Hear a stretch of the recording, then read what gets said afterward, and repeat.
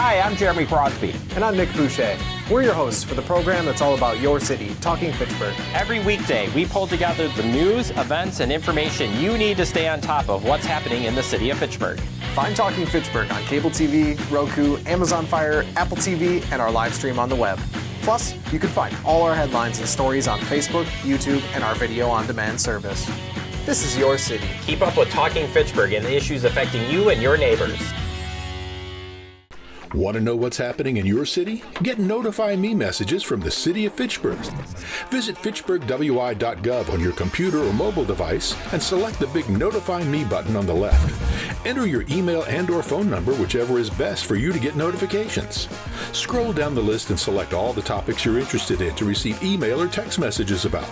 You'll be notified every time one of your topics is updated. Sign up for Notify Me. One more way to keep up with your Fitchburg government.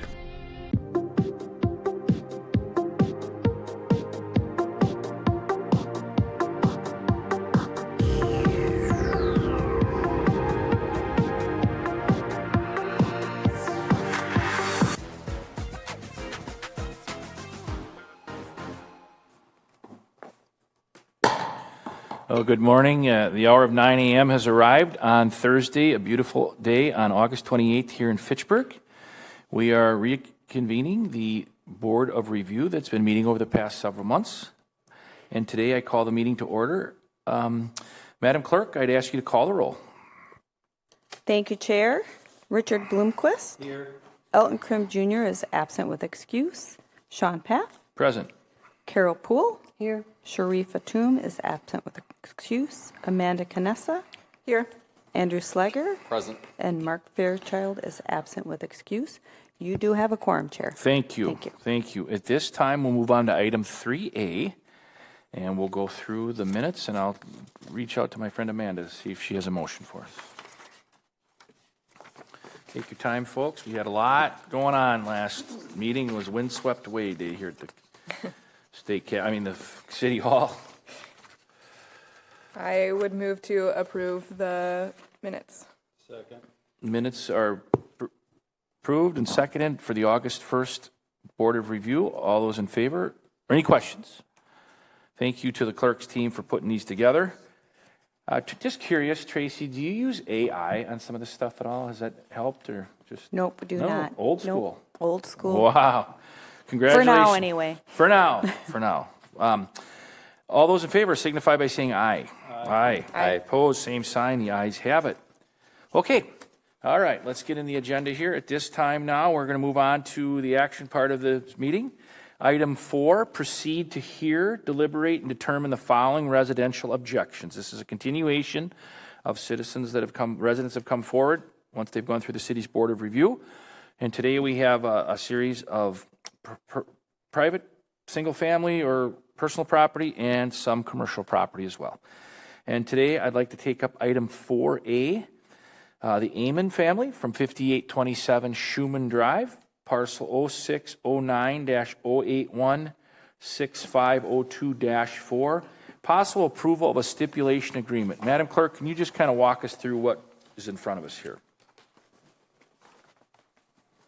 Actually, I will defer to the city assessor for this. And we don't need to swear anybody in yet, do we? Okay, Chris Leeds.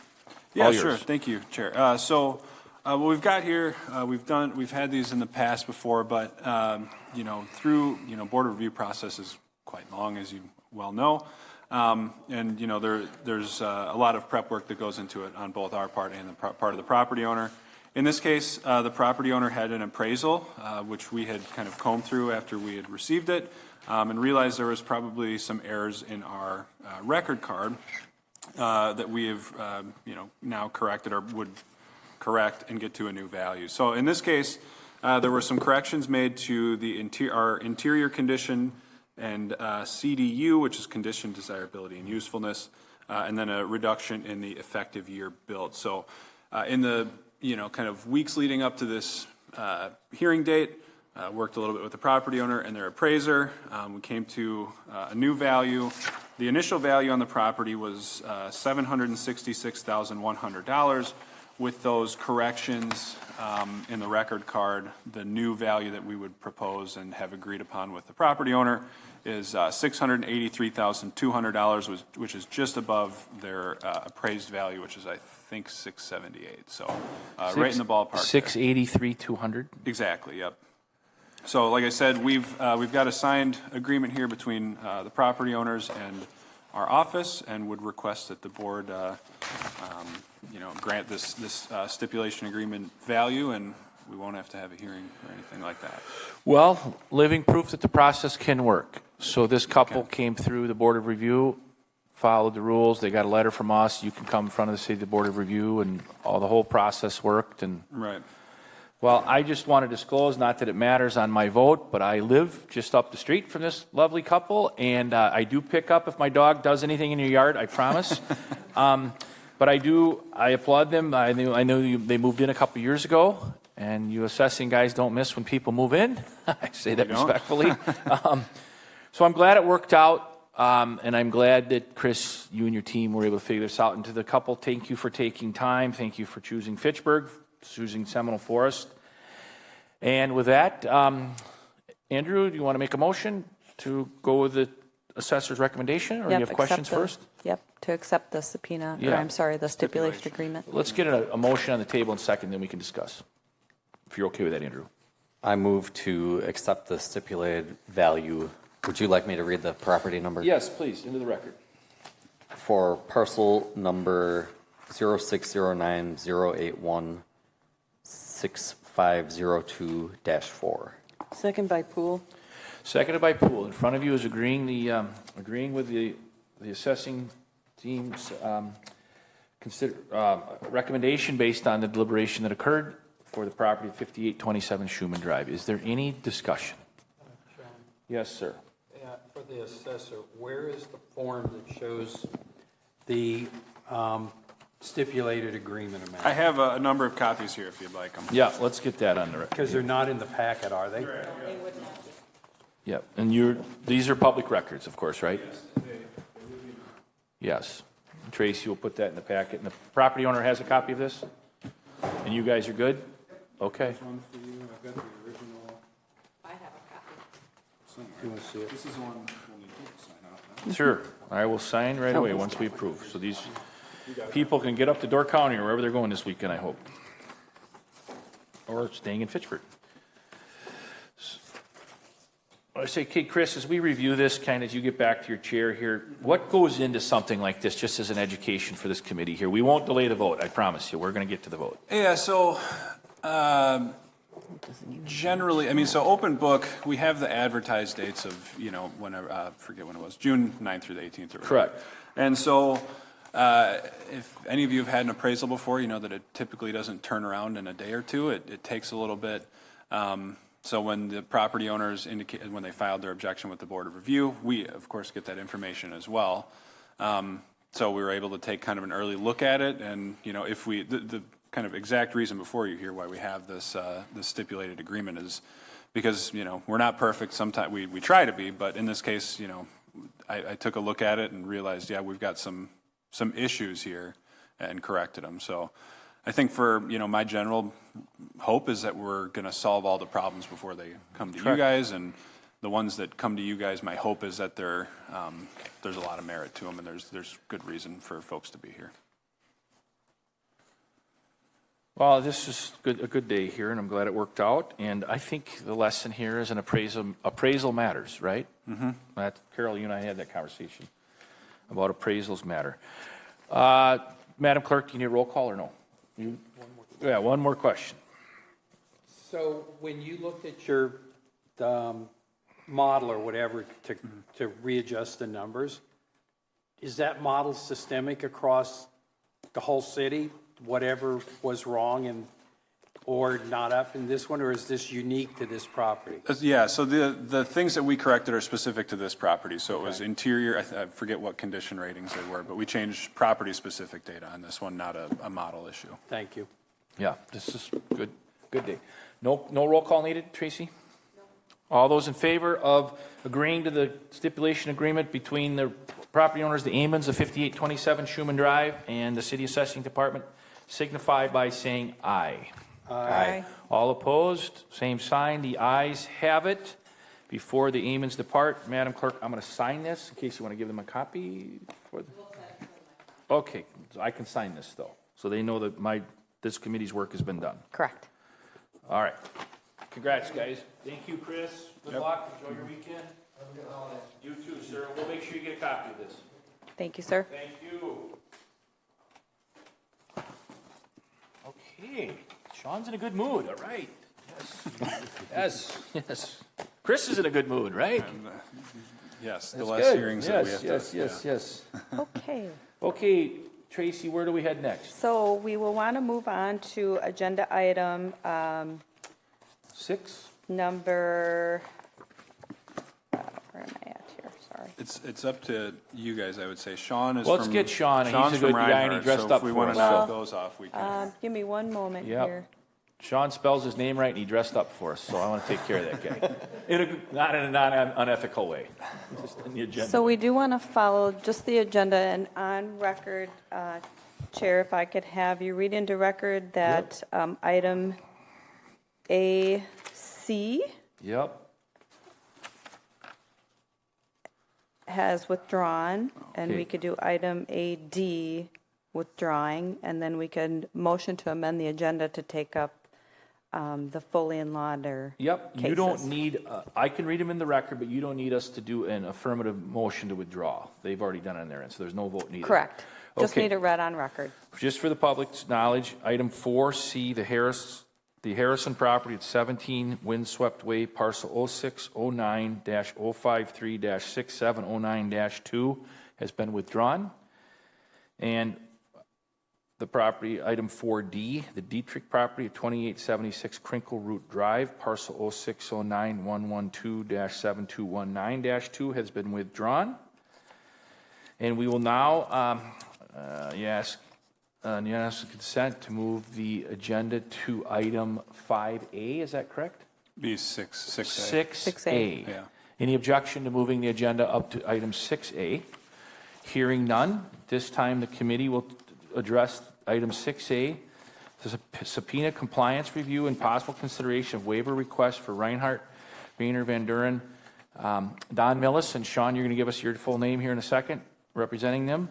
And item 6A, Reinhardt, Rainer Van Duren, Franklin Square Condos, LLC, parcel 06-09-031-2273-0. And Madam Clerk, are we taking these all up at once, and then should they all be read into the record? Yes, take Okay. them all up. You can act on them all at once if you wish to do so, and they should all be read into the record. Chris, are you if okay with is that? the case. Yeah, so I can give kind of my thoughts quick. Yep. So in all cases here, the board granted subpoena requests a little over a month ago, I think it was. We issued subpoenas to the below properties here, which we'll read in the record here in a few moments. But to that end, all properties here have, gave us a lot of great information, and we feel that they're in compliance with the subpoena request. And then further to that end, we would certainly be in agreement with their waiver request as well. Okay. Richard. Mr. Chair, I'd like to recuse myself from the vote on 6A and from discussion. In full disclosure, Reinhardt is the lawyer for my family on personal issues. Reinhardt is the lawyer for my business. They are our,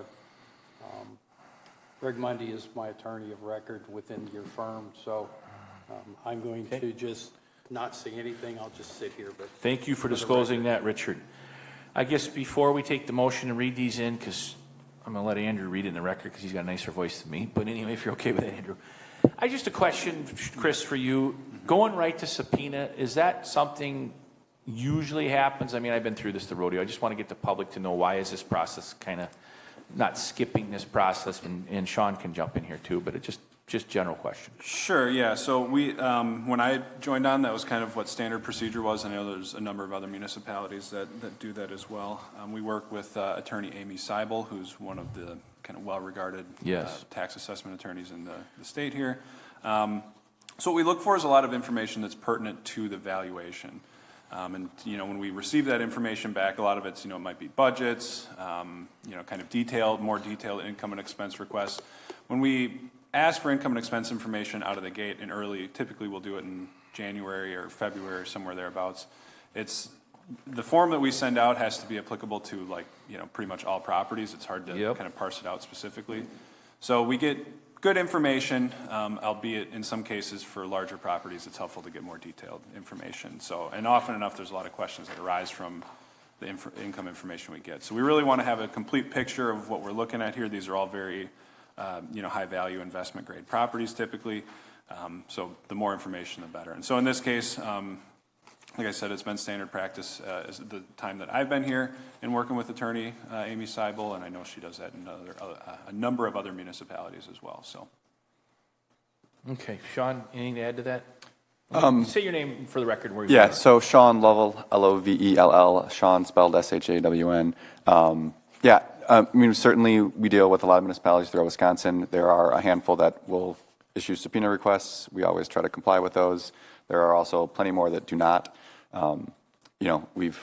Believe we've complied here, which it sounds like we have. So you're comfortable with the city's interaction and all that good stuff. It's good communication. I mean, I can't say the final verdict, but the communication has been what you guys work through with the city. Yep. We're able to provide our responses. We'll sometimes get a response back of, hey, can you clarify this? Otherwise, I think it's usually an open dialogue. I'm assuming we'll agree to this. I hope we do. Sean, what is your thoughts of what's the timing of this stuff and when it gets in front of circuit court, just so we kind of know on our end? So for waivers, the statute requires that to be filed within 60 days, the waiver. And then once it's filed, we'll then have a certain amount of time before it needs to actually be served on the city. So September 1, you file it or whatever you get back from work after Labor Day. September 1, we'll say November 1, you have to have it in by. And what happens when that clock starts? Once it's filed, it's got to be served, and then they'll have 20 days to answer, and then it can be anywhere from a couple weeks to a couple months before it gets in front of a judge for scheduling. And is that a Dane County judge, or what is that? Correct, Dane County judge. And then, Chris, the role of these board members now that it's us up here, not you, but us up here, once it's in the timetable that Sean just explained, we're not engaged, like we're not going to get deposed or anything like that, or us? I would say typically not. Okay. I'm just curious what happens to our role once it goes to the next. Maybe I don't want to be, trust me, especially not with Don, no offense. But just curious what our role is in case the public asks us what happened with it. Yeah, so typically, the waiver process, as far as I see it, so I would make a note that all of these properties, I think with the exception of the Fred Fitchburg retail parcels, are currently in circuit court already. Oh, okay. So these are kind of continuations.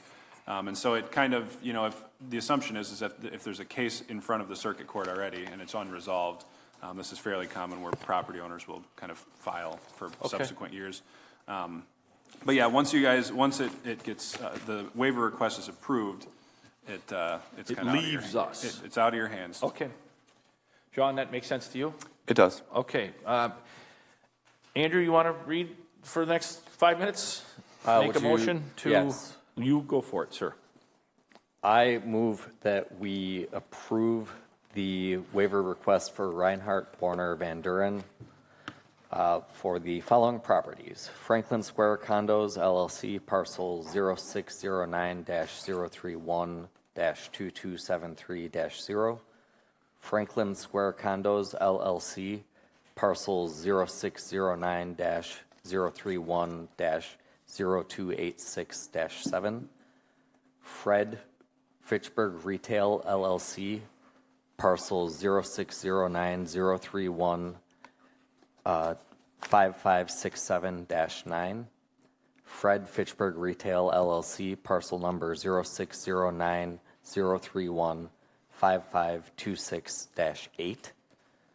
Fred Fitchburg Retail, LLC, parcel 0609-031-5517-2. Fred Fitchburg Retail, LLC, parcel 0609-031-7180-2. Valley View, LLC, parcel 0609-031-5718-2. Hatchery Hill 3 LLC, parcel 0609-033-4191-3. Hatchery Hill 3 LLC, parcel 0609-033-4226-1. Osprey Apartments LLC, parcel 0609-114-4282-2. Prima Vista LLC, parcel 0609-114-3708-2.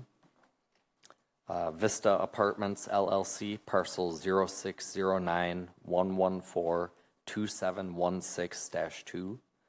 Turnberry Apartments LLC, parcel 0609-152-4264-2.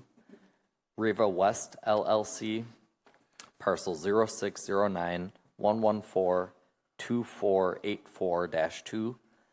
And Hy-Vee Incorporated, parcel 0609-072-0015-2. Is there a second? Second by Poole. Second by Poole. Thank you, Andrew.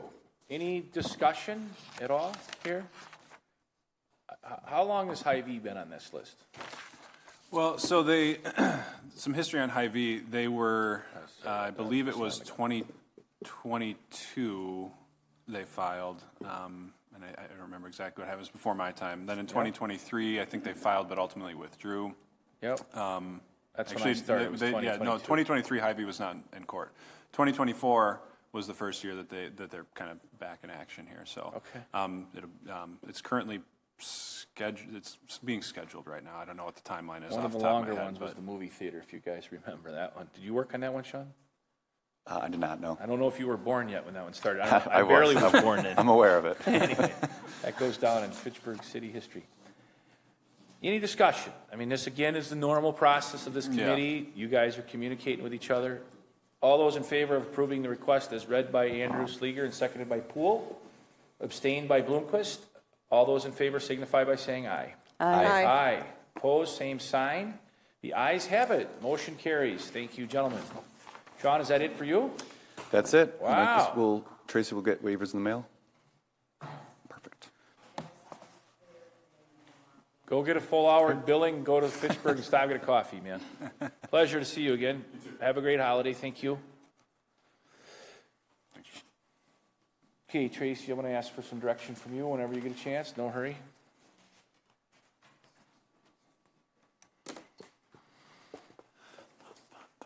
Here. 9:45, I think.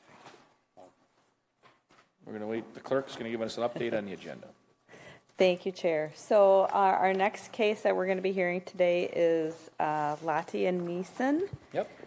2434 County Highway MM, parcel 0609-134-7011-2. And they are present today. We'll ask you to come on up to the table here. And right here, the clerk could take that for you. And then you guys all can grab a chair. And Scott will tell you how the mics work.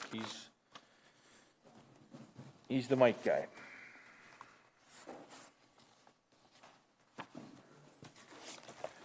Okay.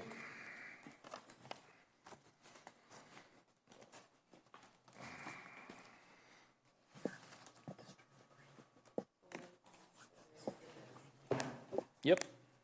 Yes, Andrew.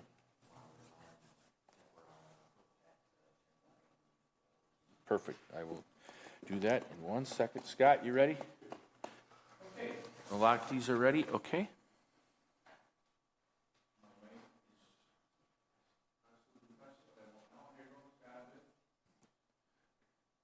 Test. Okay. All right. At this time, I'd ask unanimous consent for the committee to move back to agenda item 4B, Latte and Neeson deliberation of the property at 2434 County Highway MM, parcel 0609-134-7011-2. Any objection to moving to that item 4B? Hearing none. At this time, I would ask everyone to silence their cell phones, including yours truly. I would ask the folks that are sitting in front of us to my right, confirm that you are the people testifying as the owner or authorized agent of this property. Is that correct? Correct.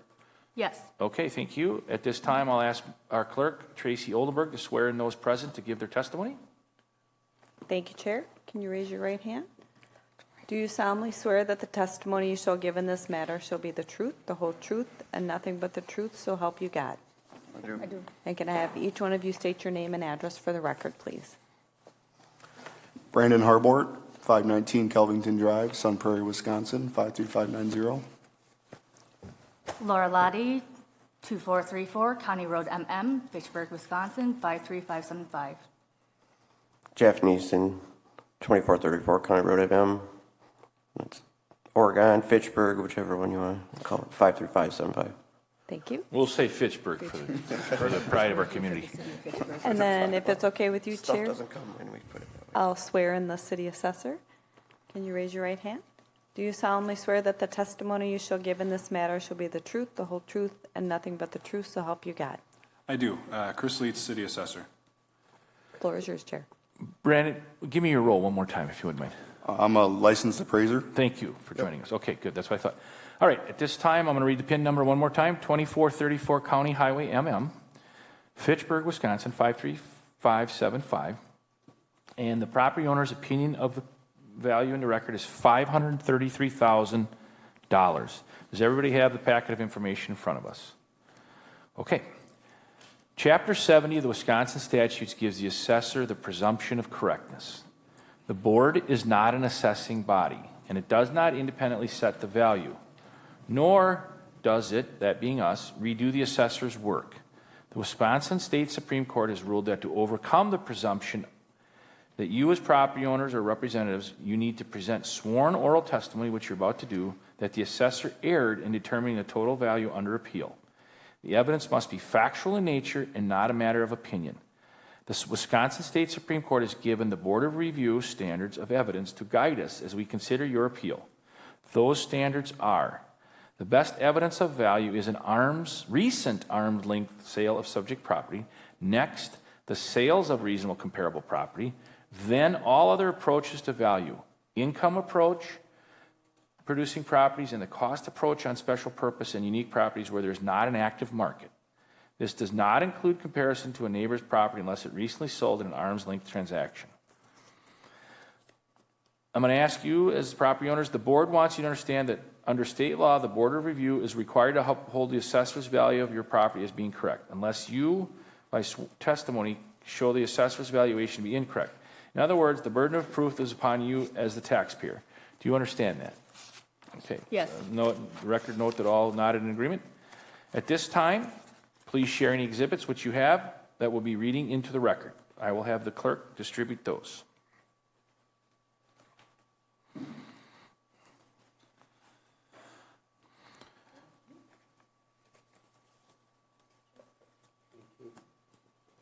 Thank you, ma'am. Thank you.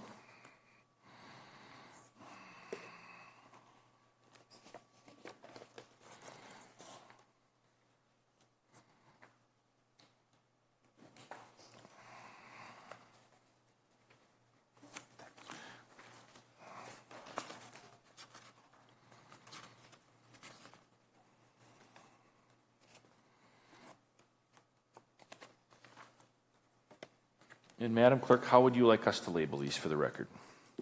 This will be Taxpayers Exhibit A. Taxpayer Exhibit A.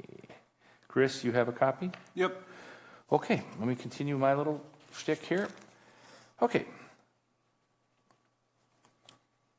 Would like to give you 10 to 15 minutes to present your materials. I can give you a 2-minute warning when we get close to that time limit. And for the record, if both of you, all three of you, one more time, could state your full name and address, and please state what your amount in your opinion is fair market of your property. So, Ms. Latte, if you want to just give your name, first and last name, address of the property, and what your opinion of value is. Laura Lottie, 2434 County Road MM, Fitchburg, Wisconsin, 53575. My opinion of the value came between $4 $491,875 to $569,020. Okay, and we have on our file the opinion of assessed values of $533,000 is what our record says. Is that what everybody sees? Ms. Lottie and Mr. Neeson, you see that? The current one or the No. the proposed assessed one that they gave us? The opinion of assessed value. Your opinion of assessed value. Ms. Lottie gave us a range. Specifically, we have on our packet, under your objection, it says $533,000. Just want to make sure everybody's got the same number. Oh, right there. Yes. Perfect. All right. At this time, Ms. Lottie, I'm assuming you're going to kick it off for the group. Your 15 minutes has started. By all means, go ahead. Yes, I appreciate you guys all doing this rescheduled All good. appeal and everything. And we're writing to appeal, well, I'll just read the letter I wrote. To appeal our 2025 assessment for our property, which increased from $507,300 to $648,200, a 28% increase. Respectfully objecting our request and a reassessment based on the following from the attached comparables that Assessor John Seaman referenced. 5707 Niagara Court. Yep. 4784 Schneider Drive, and 1988 Timber Lake Road, which I did attach those comparables in the exhibits. Based on our appraisal findings, the style and size of the comparables are incorrect. All the homes were selected have a 25 to 30% above grade square footage, so they're larger, and lumping the below grade level together is not within the 15% that the GLA needs to be separated. I've been a licensed realtor in South Central Wisconsin for the past 15 years. In the real estate world, we would not use the findings that John Seaman sent on June 26, 2025. Our independent appraisal value is lower. Within the past year, the market sales of similar size and style support our appraised value of $533. We agree with the appraisal.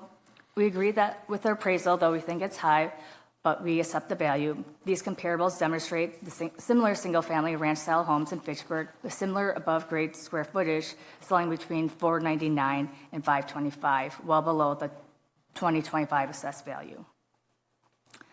1,785 square foot above grade and 929 below grade, approximately 2,714 total square feet for our home. Our ranch-style home was built in 1982 with the remodel completion in 2015 before we moved in. We moved in 2018. Features reflecting normal wear and tear with consistent 10-year-old renovations. Our home sits on almost an acre lot, which includes an in-ground pool that's 16 years old. While desirable, these amenities are common for the area but don't support such large assessment increase. While the property value is appreciated, 25 to 30% increase applied to our home appears disproportionate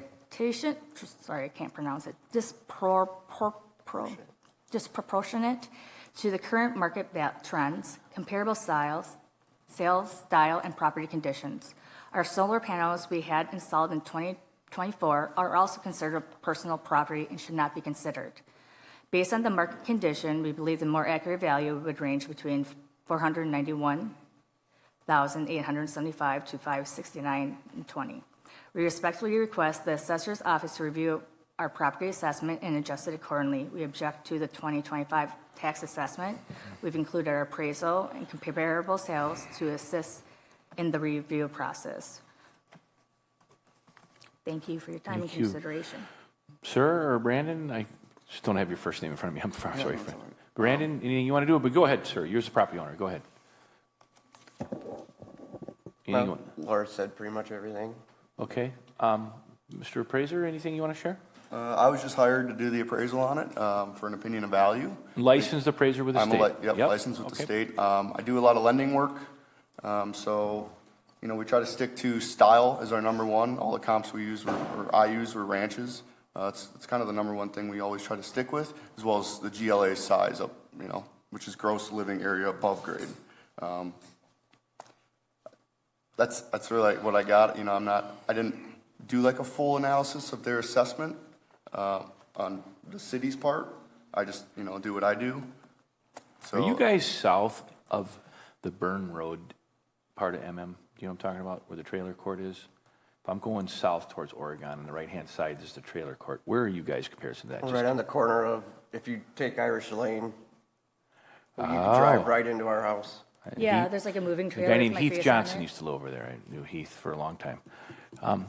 Anything else from your side of the table, so to speak? And otherwise, we're going to turn it over to Chris for his presentation. Then we'll have some questions, but we just want to make sure, Ms. Latte, you get a chance to explain all you want on your time frame. You're good? Chris, defer to you, sir. Just 1 second. Yeah, of Jotting course. down a Just question take your that I time. have. So you guys are right on the corner of Irish Lane. Are you on this side of Irish Lane or on that, or MM, this side or on the other side of the street? East side. East side, okay. Yeah, because Irish Lane ends and then, Irish Lane ends and it just smacks into our house. Because you can either go left And or right. Side note, why Chris gets straight. started. When I first got elected to the city council way back when, I worked with former county board member Jack Martz on a speed limit thing there. It was too dang fast for a long time. There probably still is, but we tried to slow it down there, by the way. All right, Chris. I'm going to pass out some evidence Yep, here. please. Enough about my lengthy record on the city council. Thank you, sir.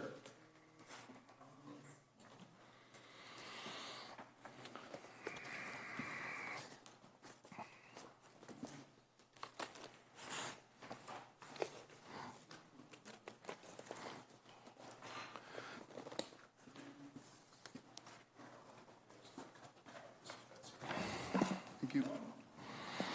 Madam Clerk, how would you like us to label these? This will be Accessors Exhibit A. And Laura and Jeff, you got a copy in front of you? Mm-hmm. Okay, good. Chris, from the City Assessing Department. All right. Thank you. All right. Yeah, as my name's Chris Leeds. I'm the city assessor here for the city of Fitchburg. I've provided the board and objector with some written information on the assessment that I'll go over. The first page in the evidence packet is just the property owner's objection form that was submitted. Let's see here. Following that is the kind of a couple pages on some statutory references as well as some of my professional qualifications. As I mentioned, my name is Chris Leeds. I'm employed with the City of Fitchburg Assessing Office as the city assessor. I have an Assessor 2 certification, which expires on May 31st, 2028, and an Assessor 3 certification, which expires on January 31st, 2030. I'm current with all required continuing education. I've been in the assessment field now for over 9 years. I started in Fitchburg as the assessor back in January 2023. Prior to that, I worked for the City of Janesville Assessor's Office for a little over 6.5 years. Was employed as a Property Appraiser 1 from June 2016 to September 2019, a Property Appraiser 2 from September 2019 to February 2021, and then most recently as a Deputy City Assessor from February 2021 to January 2023. While I was there, I was responsible for valuing residential, commercial, agricultural, personal property. In the appeals process, I was heavily involved in open book, board of review, and then post-board review appeals in circuit court. Educationally, I got a degree in urban suburban geography from UW-Whitewater with a certification in GIS and a minor in philosophy. Currently serve on the legislative and education committees of the Wisconsin Association of Assessing Officers. I've attended various classes put on through the State Association of Assessing Officers, attended a number of classes through the International Association of Assessing Officers, which range from residential and commercial valuation all the way up to assessment administration. I've attended each annual assessor meeting presented by the Department of Revenue since 2016 and have attended board of review training in 2017 and 2021. Let's see here. Section 2 of that document states the purpose of the assessment and standards for establishing value. The purpose is to estimate the full value, often referred to as market value, of the property as of January 1st, 2021. Part A outlines the standards for establishing value as found in State Statute 7032, the Wisconsin Property Assessment Manual and Case Law. The valuation hierarchy is Tier 1, an arm's length sale of the subject if that sale is consistent with the characteristic of arm's length sales of reasonably comparable properties, or Tier 2, based on comparison to properly adjusted arm's length sales of reasonably comparable properties, or Tier 3, all other accepted techniques, which are primarily going to be the cost and income methods.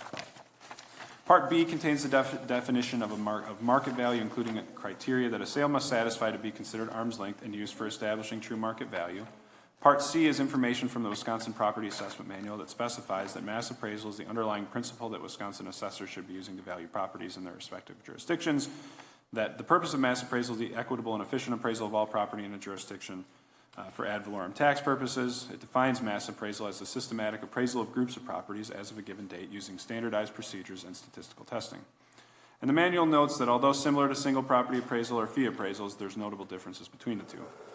Finally, because this is a revaluation year, the estimated level of assessment is approximately 100%. Following that, you'll find a map illustrating the subject property's location. As we mentioned, it's kind of right on the corner there of Irish Lane and County Highway MM.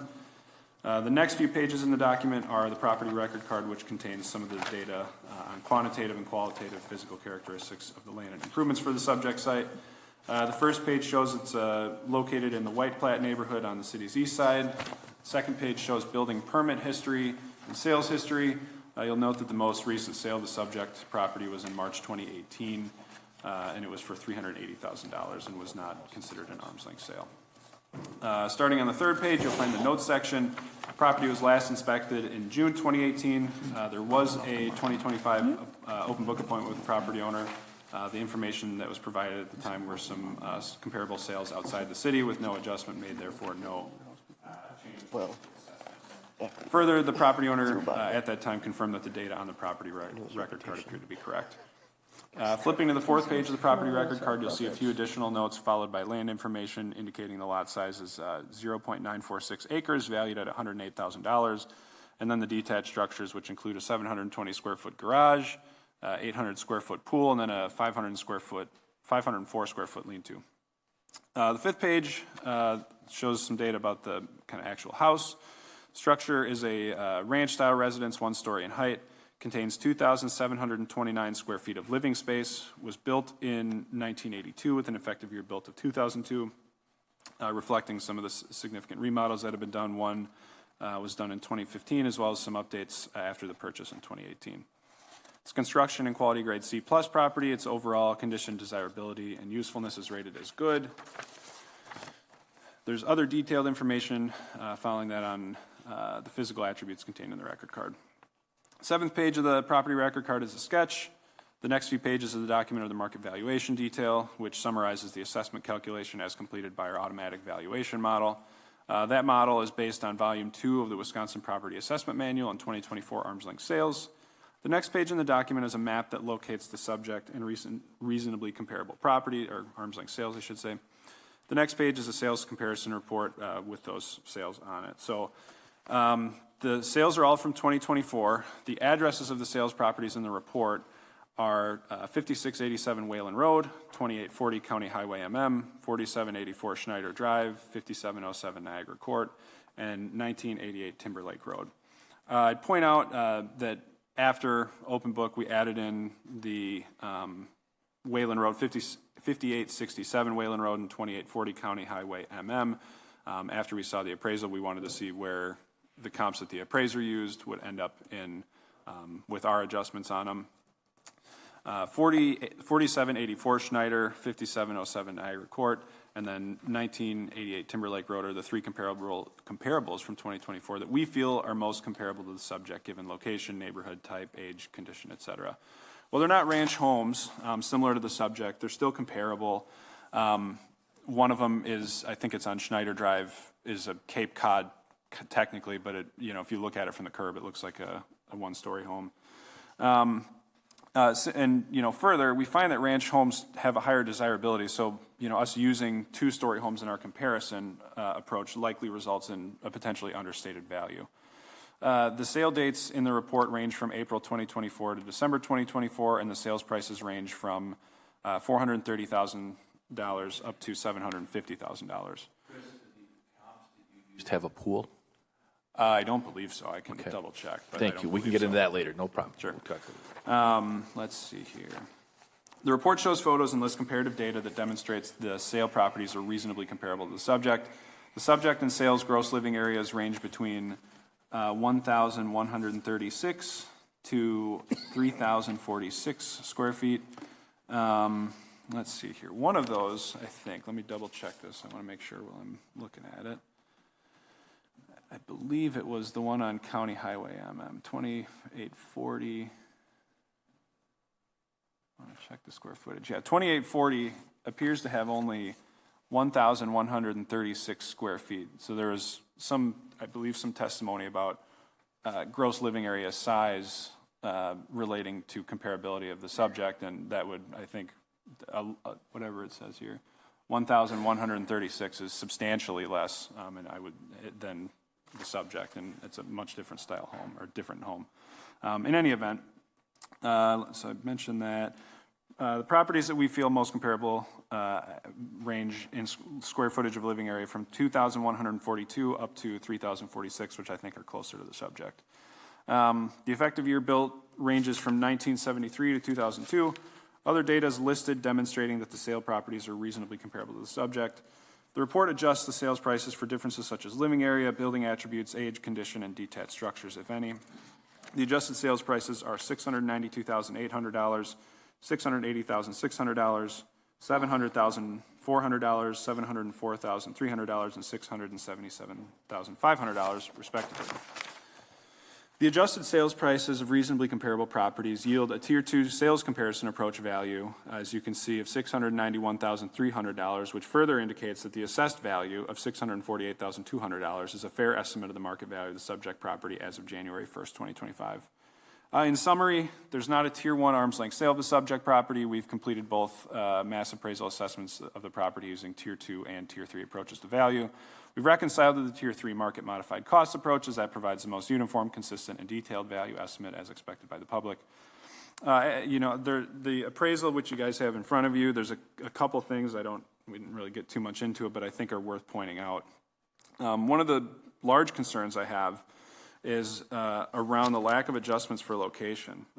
If you kind of thumb through it, there's 6 comparable sales used, and there's only 2 of them here in Fitchburg, and there's no adjustment made for any of the ones that are outside of Fitchburg. If you look at the comp, I think it's comp 1, is 2883 Golden Circle, which is, it has a Stoughton address, but it's just off the interstate near the highway N exit, which can either take you back into Stoughton or to Cottage Grove. It's over a 10-minute drive or around a 10-minute drive to downtown Stoughton and almost 20 minutes to downtown Madison. If you're familiar with the location, it's really not comparable to the subject property's location, and there's no adjustment being made. 2075 Bonnie Lane, which I think is comp 4, is also in Stoughton. It's kind of halfway in between, just off of Highway N, halfway in between kind of the first comp out by the interstate and then downtown Stoughton. Again, I think it's just not a comparable location, and there doesn't appear to be any adjustment made. I might be missing it.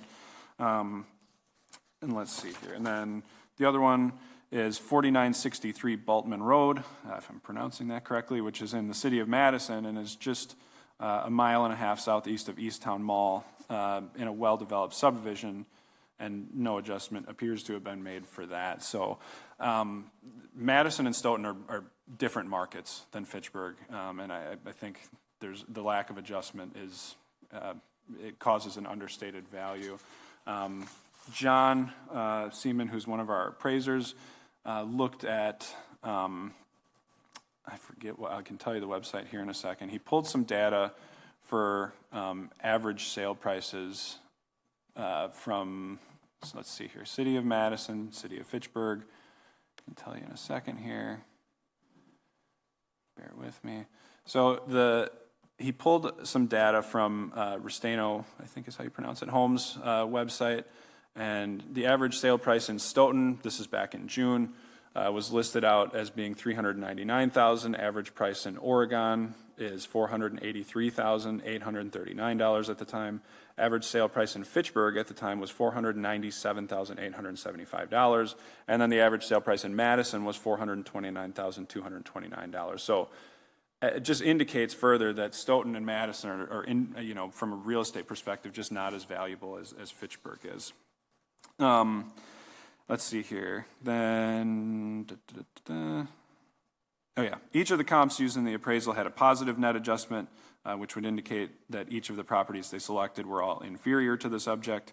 And then lastly, on page 3 of the appraisal report, it states the market has remained mostly stable with a balance of supply and demand. I don't know if that has any implication on their valuation conclusion, but the statement just doesn't appear to be consistent with any of the empirical or anecdotal data we've seen. In Fitchburg, since the 2020 assessment roll, the average of single home value has increased by over 30%. This increase in value is well supported by sales data throughout the city and is evidenced by sales prices that continue to increase. In 2024, Dane County created a strategic action plan with the goal of addressing the current housing crisis. On their fact sheet titled, A Roadmap to Solving Dane County's Housing Crisis, Strategic Action Plan 2024, they noted that currently Dane County has been adding an average of around 5,000 housing units per year. Further, they go on to state that we need to produce a minimum of 2,000 more per year to begin to put a dent in the housing crisis. This would indicate that there's really not a balance of supply and demand, and currently demand is far outweighing supply, which is why the values continue to go up. Ultimately, I believe the value conclusion in the appraisal is much lower than it would be if the comps were more appropriately adjusted, and believe that the actual market value of the property is much higher than what's indicated on the appraisal, and which is why our assessment is where it is. Based on the testimony provided today, I don't believe that the property owner has overcome the presumption that the assessment is correct, and would respectfully request that this board sustain the assessment as presented. Thank you. Happy to answer any questions.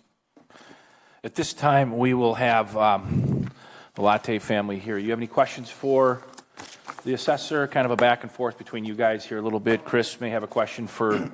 I guess the only question I would have is... This is for the assessor. Yep. Okay, yep. perfect. The comps that were located in Fitchburg or Oregon within, what does it say here?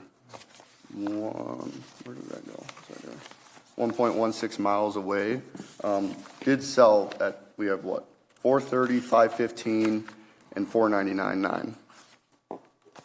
I mean, they're all, even, that's before adjustments, I understand that, but they're still lower than the opinion of value that we came in at. Those are comps that are directly correlated for your location standards. That's really the only question I have. I don't think that was like a fair way of doing that, but, if that's how it's going to be, that is. That's all I really have, honestly. Chris, any thoughts on his question? There was a question there, right? I know. I was more telling him. I know. I'm sorry. That's all good. I'll give you a hard time. Go ahead. I don't have much. Just the county road house is significantly smaller. It only has 1,100 square feet, just about. The subject property has, I think it's close to, let's see here. 1785 above grade. Yeah, close to 1,800 first floor, but then it has 929 square feet of finished basement living area. So I think that's part of the issue here as well, is that the basement is exposed and has, I believe, has walkout, and that's considered living area for assessment, perspective. And I would assume it is from, if you were to list the house, I don't think you're going to list it as only having 1,800 square feet of living area, but I could be wrong. No. Would you not consider that? I mean, it's on the same road. That's the only reason it was used. It's also comparable 5. So the most weight's given to 1 through 3, and then 4 through 6 are added to support the opinion. Sure. The only reason that one was actually used is because it's on the same road, Sure. which is kind of a busier road. That makes sense. It is the same style. Granted, it is smaller, so I'll give you that one. But the rest of them are all in line with, that 10%. Sure. 10% off.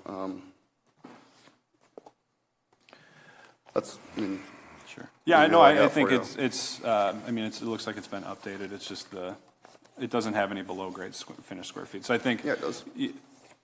I've got 366 square feet of rec room. I don't know that is it walkout. Do we know? It did not appear so, no. But it does have finished square footage. Yeah, below grade. I misspoke. I apologize. I was looking at a different column. We consider it rec square footage, not finished basement living area, and those are kind of two different things. But Still, I mean, if you add up both, it's almost half the size of the subject. Okay. Which is not to say that it's not a reasonable comp, and I can see why you would use it. It's right down the road. But, yeah. All right, so I think this gets to the nub of the questions that we're probably going to have in front of us here, guys, is the comps that were used.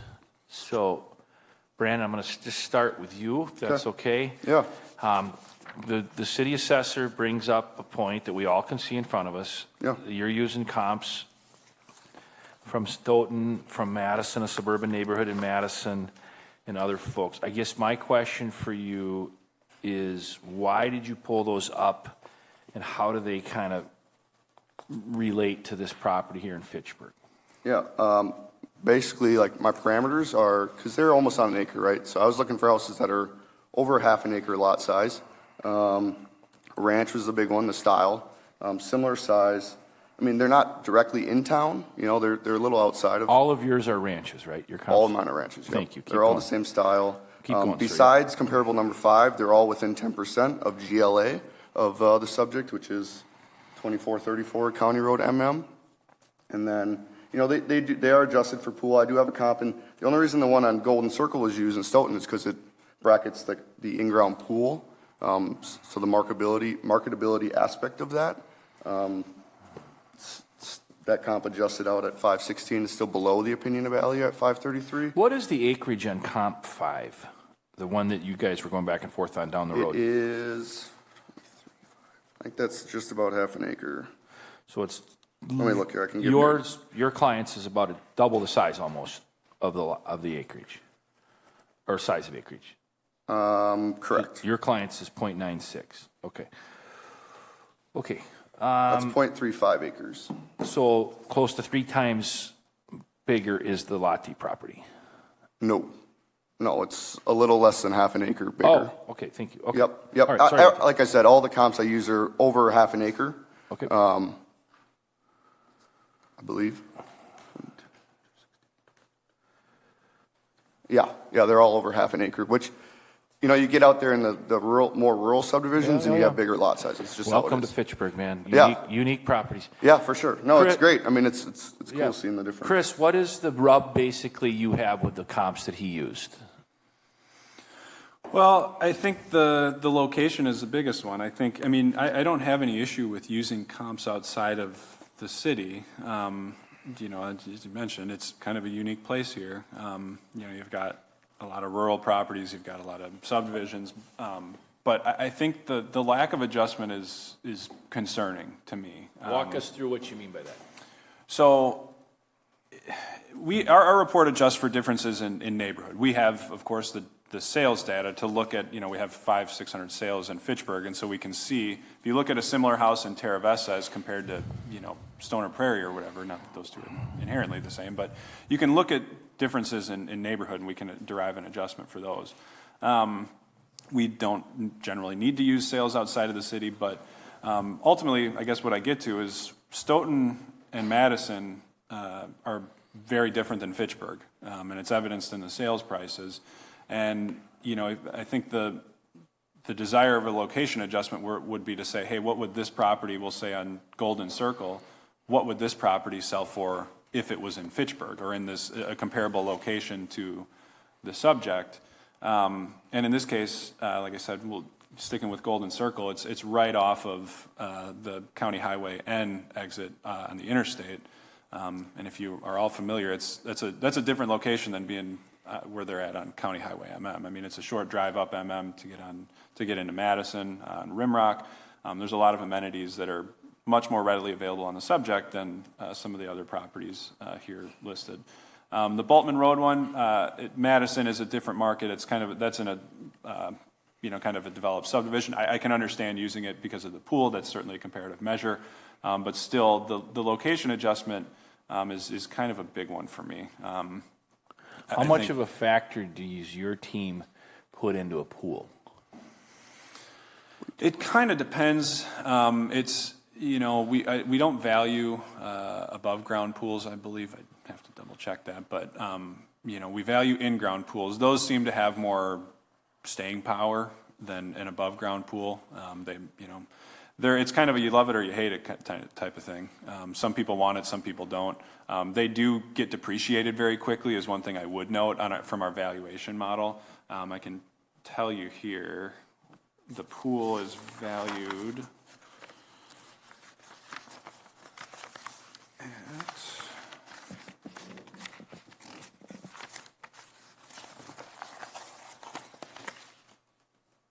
oh, hang on.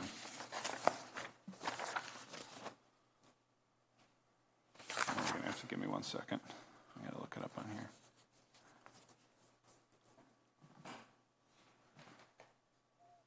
The pool's currently carrying a value of $11,000, $11,900, I should say. So not much.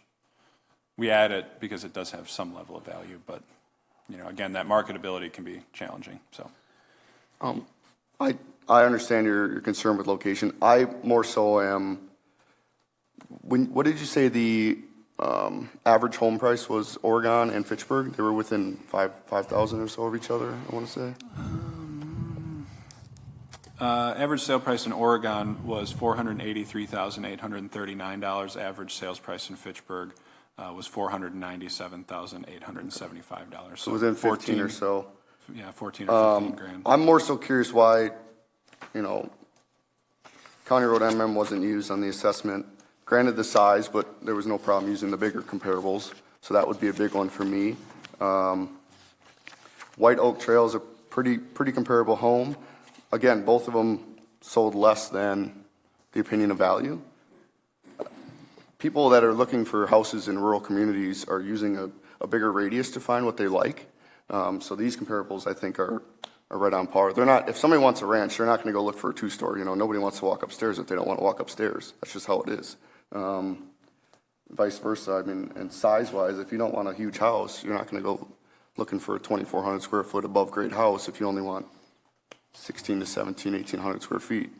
That's just kind of my gripe with it. I feel that my comps are pretty good. I mean, granted, there's a couple that are a little bit out there, but they're in rural communities, like you said. If we can't put a pin to a location adjustment, it's really hard to make a location adjustment between Oregon and Fitchburg when you have average home prices that are $15,000 apart. Even if you did that, it would go, what do we have here? 524, you got 15, 539. I mean, what would you just say? What was it? What's the math in your head going through? So if Oregon is selling $15,000 less on average, right? And we want to do a location adjustment on comp 6 in Oregon, the adjusted price was $524. So we'll just rough number $15,000 for the location adjustment in Oregon versus Fitchburg, and it would be $539. Oh, the other way. The adjust, you're going the other way. You're going up because Fitchburg is technically. Okay. Got it. No, that makes sense. So that's just my I get the location thing. I really do, but. So Brandon, my question for you is that I get your thinking here, but you're bouncing around, and again, Fitchburg is unique. Trust me. Fitchburg's very unique, and it's a very fine line of comparable sales available. We can all write a history of Fitchburg's uniqueness. So I guess my comps for you is 0.5 acres, a pool's thrown in, local proximity, kind of rural, blah, blah, blah, but yet someone that's close too. So you're kind of, the one through line is they're all ranches, right? Correct. That's the through line on your comps. Correct. All similar style. In your professional judgment, Brandon, how far out could you have gone? Could you have gone to right outside of Mount Horeb? Is that too far? No, when you looked at this, most underwriters, so I do a lot of lending work, right? And I do some tax stuff like this, a lot of estate work. Sure. Underwriters, usually we try to stick to 5 miles max, right? But when you have attributes like in-ground pool, bigger lot size, not many homes in the area have lots over, half an acre. It's just not something that you see in the newer, right? The newer neighborhoods are at 0.15, 0.2. If that, but yeah. So that's like a really big attribute. That way your adjustments are so much smaller because you're paying for that lot size, that premium. And your sort gets that much smaller. Correct. And that's what I look for. You have the style, your lot size, everything's over half an acre. That's a big one. And then the other amenities that are in there just. Do you think that pool's 11 grand that Chris said? Or Think that's appraised right, or does it pool? I Does the pool rule think, I think factor that's in? right. I have it at 15 in there. I don't think Okay. that's wrong. I mean, Fair. it's one of those things where we do a paired sales analysis, Fair. you know, and we try to do our best for the opinion of that. You know, I could pick two comps over here that say it's worth $5,000. I could pick two But over you're here not that's saying it's 65 and he's saying it 10,000. You're kind no. of. I don't think he's comfortable. wrong in that at all. Nope. Okay. Yep. I think that's a good Carol, qualitative. questions? I have a question about the solar panel issue. Are solar panels considered personal property, or are they considered accessible property? We don't value them on residential homes because, yeah, they're pretty easily, well, maybe not easily removable, but it's kind of gets to the question of desirability, and yeah, it's, you know, for all purposes, it's pretty much personal property. So, but you're upping their assessment based on that, correct? Isn't there? Yeah, we don't adjustment for that? value personal property on homes, or sorry, solar panels on homes. So that is not part of your evaluation? No. Thank you. Anything else, Carol, at this time? No. Richard? Did you? If you don't value it, why is it, in your justification though, you show the value and the building permit issued for the solar panels? Oh, that's just so we import all the permits into our system. We don't, what you're seeing there is just the record that was recorded on the permit, not what we're attributing any value to it. It's like similar if you were to see a kitchen remodel on there that said $100,000, that's not what we're attributing to it. It's just the record that we import from the third floor's building department. Doesn't influence cost or value or anything. Because to me, it looks like it does when you look at all the sheets together. Question If you look at if you were to look at the market valuation detail document, that's kind of the exact breakdown of what is being valued. So you'll see, you know, grade, all that good stuff. You'll see the pool on there. Let's see here. Is it okay to ask the homeowners? Yeah, please. This question is for the homeowners as well. And I look at the timeline between when you were sent the notice of assessment, and then I look at the timeline for open book, and I look at the appraisal that's dated January 1 of 2025. Just curious as why you didn't bring the appraisal to open book and have part of the discussion with the assessor using the appraisal at open book. Was there a reason? Well, it's dated 1 of 25 because we use comps from 12/31 of 24 to 1/1 of 24. So that it was actually inspected on the 13th, I believe it was. No, that'll say 1/1 because that's the effective date is of the first of the year. And Richard, that's what we can use as properties here. I We can't use comps something. in 2025 for 2020. No, that's next year's. Correct. Yeah.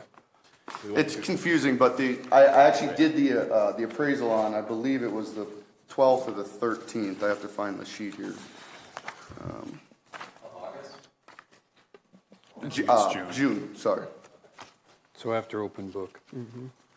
Ms. Latte, you're a Realtor, and full disclosure, I am as one as well. Would you agree that there's agree or disagree with me that there's a difference between the Stoughton market and the Fitchburg market? I mean, Fitchburg, you know, you're more centrally located and everything. So for location-wise, that way. But for inventory-wise, or just for people looking too, I mean, we just have a lack of inventory on the market. Home prices are going down. I'm sure you've seen it as well too. Changed a little bit, yes. I mean, it all depends too where in Fitchburg, because people want school districts as well too. Okay. I just had not seen, sitting at this committee, comparisons. Chris, am I safe to say Fitchburg to a Stoughton home? Have we seen that before here in your time?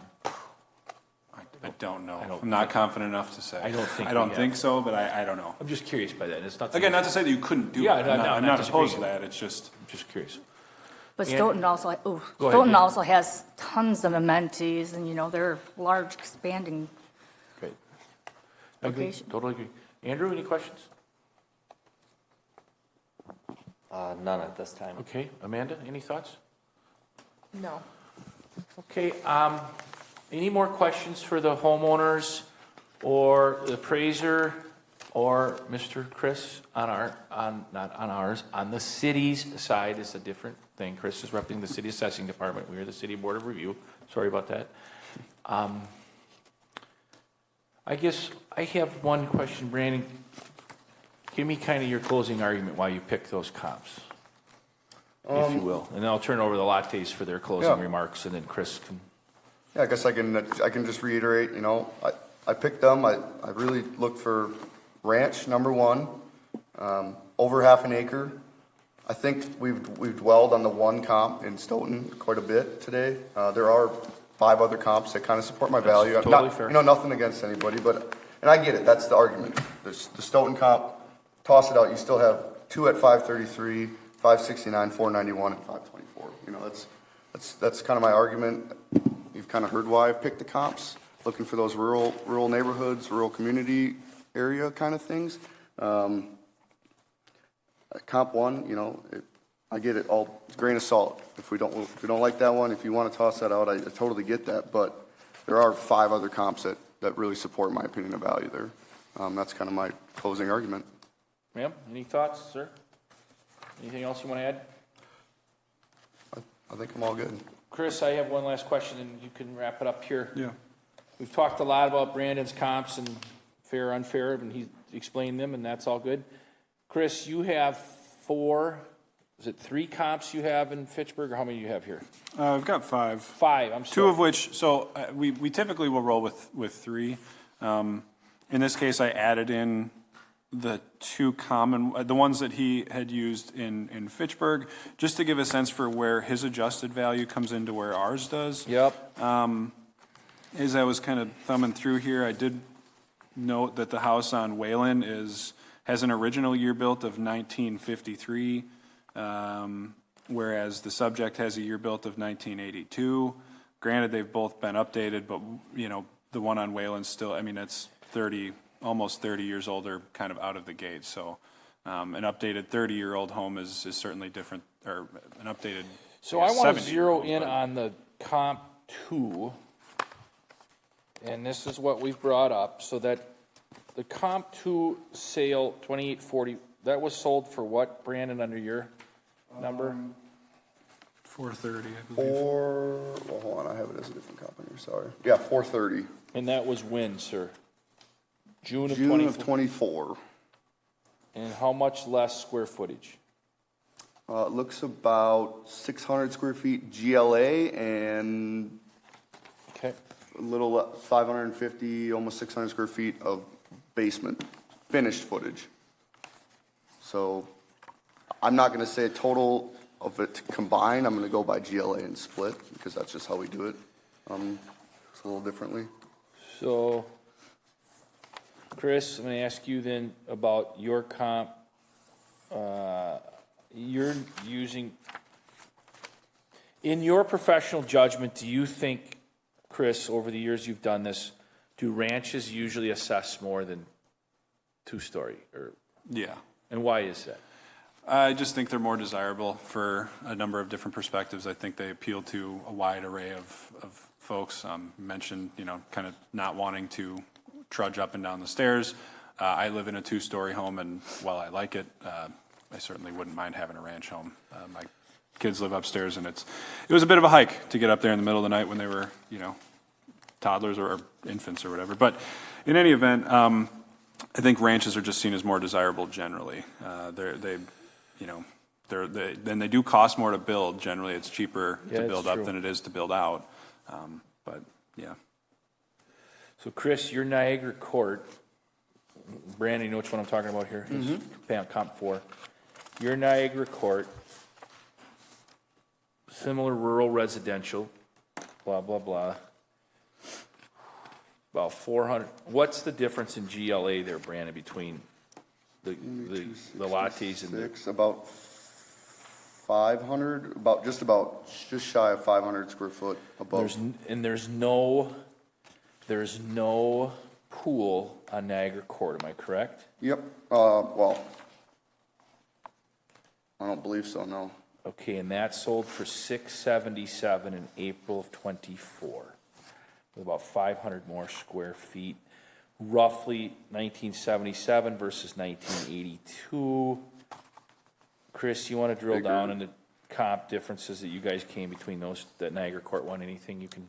Yeah, I mean, it's, I fully understand two-stories are a different animal than ranch homes. What we tried to go for was, when John and I had talked about this, we tried to go for homes with a similar kind of age, level of finish, neighborhood style. I mean, this is, Country Vineyards kind of in a similar, it's right off Fish Hatchery. It's, kind of a rural residential subdivision. And yeah, I mean, so we've adjusted for a number of things here. We've adjusted for differences in the neighborhood. We've adjusted for time of sales, so from April 2024 to January 2025, because the market does change quite regularly. That one's a higher grade property, so we've adjusted down. We've adjusted up for the age and relative age. It has wood siding, so that's an adjustment. First floor square footage you'll see between the subject and Comp 4 Niagara Court. On the first floor, it has about 400 square feet less Niagara Court does, so we've adjusted upwards for that. Obviously, the subject doesn't have any second floor square footage, so then we adjust down for that to make it comparable. Differences in basement square footage. Let's see here, Niagara Court one has less FBLA, finished basement living area, so we've adjusted for that. They have some rec room square footage as well, so we've adjusted for that. Difference in, looks like 1/2 bath. Kitchen ratings and all that are a little different, so there's adjustments on there for all that kind of quantitative and qualitative data that we look at. Okay, Chris, you're not used to me you're used to me running you through the ringer, so I'm going to do it one more time here. Why did you stick to comps just in the city of Fitchburg when you're okay with a practice of going outside city limits? I'm just curious.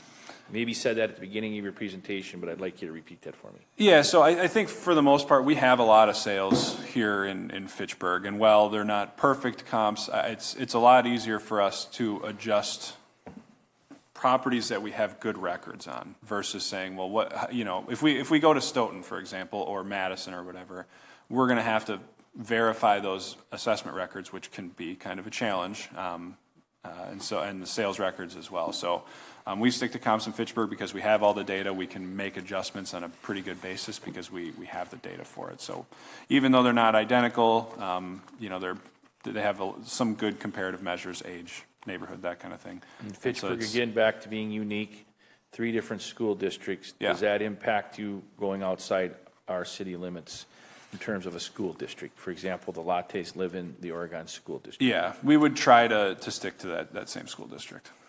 Are all these comps in the same school district? Brandon, what was your question? Are all the comps they used in the same school district? No. I don't believe so, but No. let me check. No, I don't believe so, sir. Okay. I think, I got to double check here, but Granted, I get it's hard, there's not many, but it's a hard thing to say that we're gonna stay in the same district if the comps are used or not in the same district. no, I asked if, my question was, just to be Yeah, fair, yep. my question was, his was in the city limits. As you know, Fitchburg has 3 different school districts. Yep. So I'm asking him, would he have been comfortable using, to compare their home to a quote-unquote rural home in this town of Oregon, or the town of Rutland that happens to be in the Oregon School District? Since they're in the Oregon School District, is that enough of a like-minded comp, if you get what I'm saying? Correct, yeah. Because, as she knows, being out in the market, you can't talk about school districts when you sell a house, but people know what school district Yeah, you can put it on the sheet. You got to put it on the sheet. Yeah, people All look right. for it. I'm in the weeds, but I'm okay with that because I kind of like being in the weeds once in a while, as long as I don't get bit by mosquitoes. But anyway, any other questions? Great stuff here, guys, on a Thursday before Labor Day week. Thank you. At this time, I'm going to pull it back up to the committee. We've been on this for 45 minutes plus. Now our role is to decide, and let me stick to the record because Tracy will give me a glare, and I like Tracy, but I don't like her glares. So now I am now closing the testimony on this case. I will now open up for deliberations in this case by asking my fellow Board of Review members to state, based on the sworn testimony presented, whether the assessor's valuation is correct or incorrect. After deliberations are complete, I will call for a motion to uphold the assessor's value and read to the record the values land. And At this time, we'll go from some discussion here. Is there any discussion? And if so, the question we have to remind the public is, we read this to the record. We are given the assumption to prove that the assessment is correct. That is state law. Just want you to know. So I appreciate you bringing your appraiser to the committee. Andrew, start with you with some discussion thoughts before we get a motion on the table here, or if not, you can pass. I'm leaning towards upholding the assessor's valuation, just because across the board. Do you want to make that a motion? Home prices in Fitchburg are okay in line with it. I'll come back to you. Yeah. Amanda, any thoughts before we get a motion on the table? No. Okay. No. Richard? Yes, we've asked in prior meetings when we've done this, we've asked the homeowner to justify it by, excuse me, an appraiser or an appraisal and bringing data to the committee. The homeowner's done that, in my opinion. There is an appraisal on the table.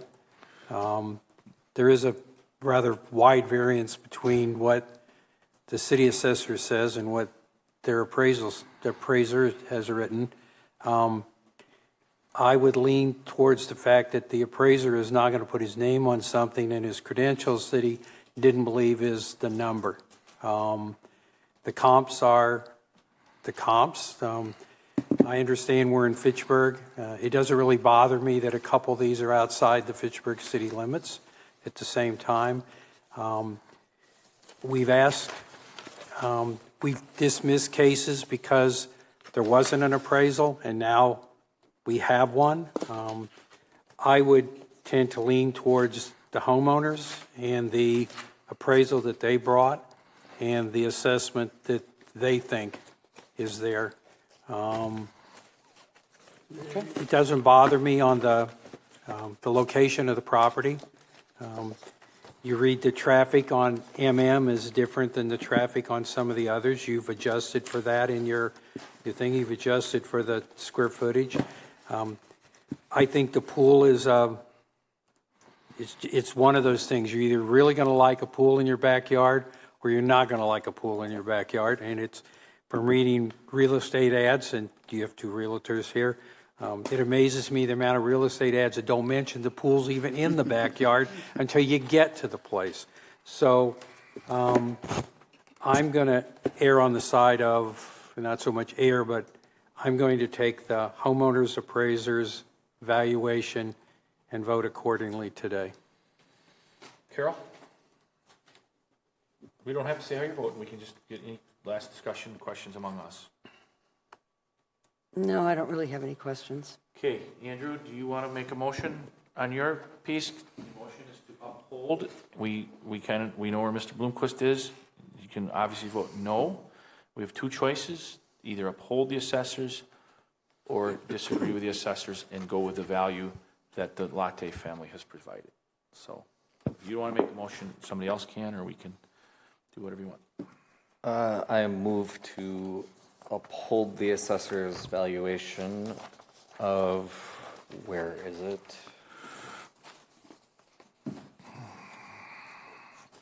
Uh, 4B. For parcel 0609-134, 70112. Is there a second? I second. Second the motion. Is there discussion among this group? I will discuss, because I would just, as the committee chair, I feel like that I appreciate you bringing your appraiser. And Brandon, I appreciate the work you do, and for you, as your work out there as well. These are tough. Fitchburg is a unique community, and this is where the state law sucks. I'll just say that unprofessional word on the record. Brandon, I'm a little uncomfortable with your comps. And I don't say that lightly, because I know you're a professional guy and you're well respected in the community. But I just feel Fitchburg is a unique animal, we know that, but it's also a different market. Stoughton is its own wonderful community and has its own stuff. It just seems like that's a little far out for me. And if the comps that Chris and his team used that are all not ranches and all don't have pools, I asked them about in Fitchburg, seem to be sold for higher than what the suggested assessed value is. Is that correct, Chris? I would be comfortable sustaining the assessor's opinion. Any other discussion? Yes, sir.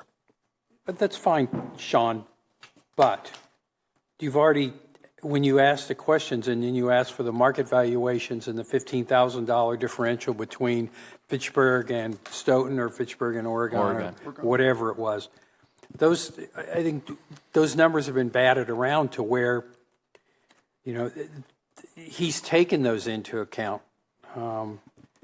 The appraiser has, to some respects. And if it wasn't for the fact that, you know, the difference to me between, you know, 533 and then the $600,000 number, the $100 and some thousand difference, I'm struggling trying to get. I hear you. I'm struggling trying to figure out why 533 and 600 plus in this whole thing, and you know what drives me, you know, frustration is the fact that, you know, I wish there would have been some review of this outside of, you know, or maybe this was at the board of review where these numbers. Open book, you mean? Excuse me, at open book. Yeah, all good. But I think we've gotten to the place where it's either or. It's the problem here. It's either your number or the city's number. Exactly what I read in the record. That's sucks. That's so. I hear you, bro. I totally hear you. There you go. It's a binary world, and we don't live in a binary world. Let's do a roll call, Tracy, just so the property owners have what they need on the record here. Again, so yes, Tracy will call a roll, and on the vote is on to recommend the assessor's opinion of the property at 2434 County Highway M, the assessor's opinion of $648,200. The motion is in front of us with a second. Thank you, Chair. Richard Bloomquist, No. Sean Paff, Aye. Carol Poole, No. Amanda Canessa, Yes. Andrew Slager, Yes. Okay. 3-2, motion Thank you. carried. Okay, so let me wrap this up. Thank you for coming. The assessor's opinion was upheld. Coming in, and I direct our clerk, Tracy, to provide you as the objectors with a determination form. And if you are not satisfied with our decision, which I can understand, there are appeals options available listed at the bottom of the determination form. This time I will wrap up the hearing on 2434 Highway M, and the committee will take a 5-minute recess. Thank you, Chair. Yep, Tracy will take care of the paper. This is the way it goes.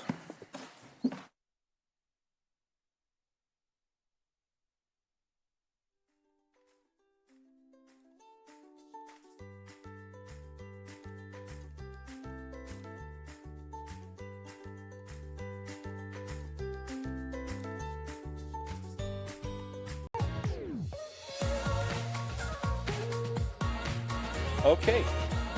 Item E we're going to do now. Yeah. This is Mr. Selling. Correct. Okay. Yes, sir. Next.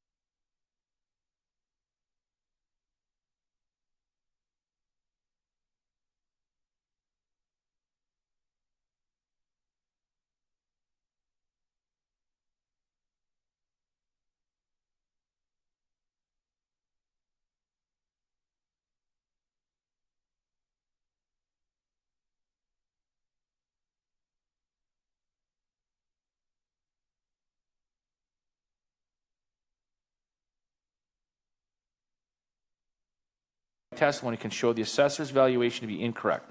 In other words, the burden of proof is upon you as the taxpayer. Do you understand that, sir? I do. At this time, I'd ask you to share with our clerk, Tracy, any exhibits that you may be reading into the record. I have a set of those right here. Great. Tracy will take those and she will distribute those, and you get yourself ready to roll here in just a second.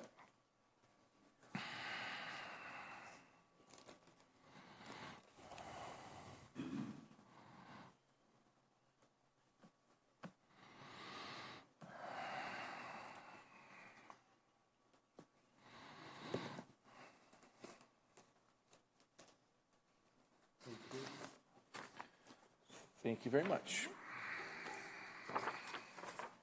That's fine. I was just curious.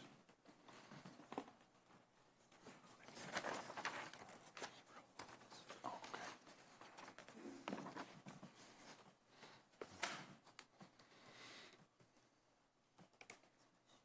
Sure. Thank you.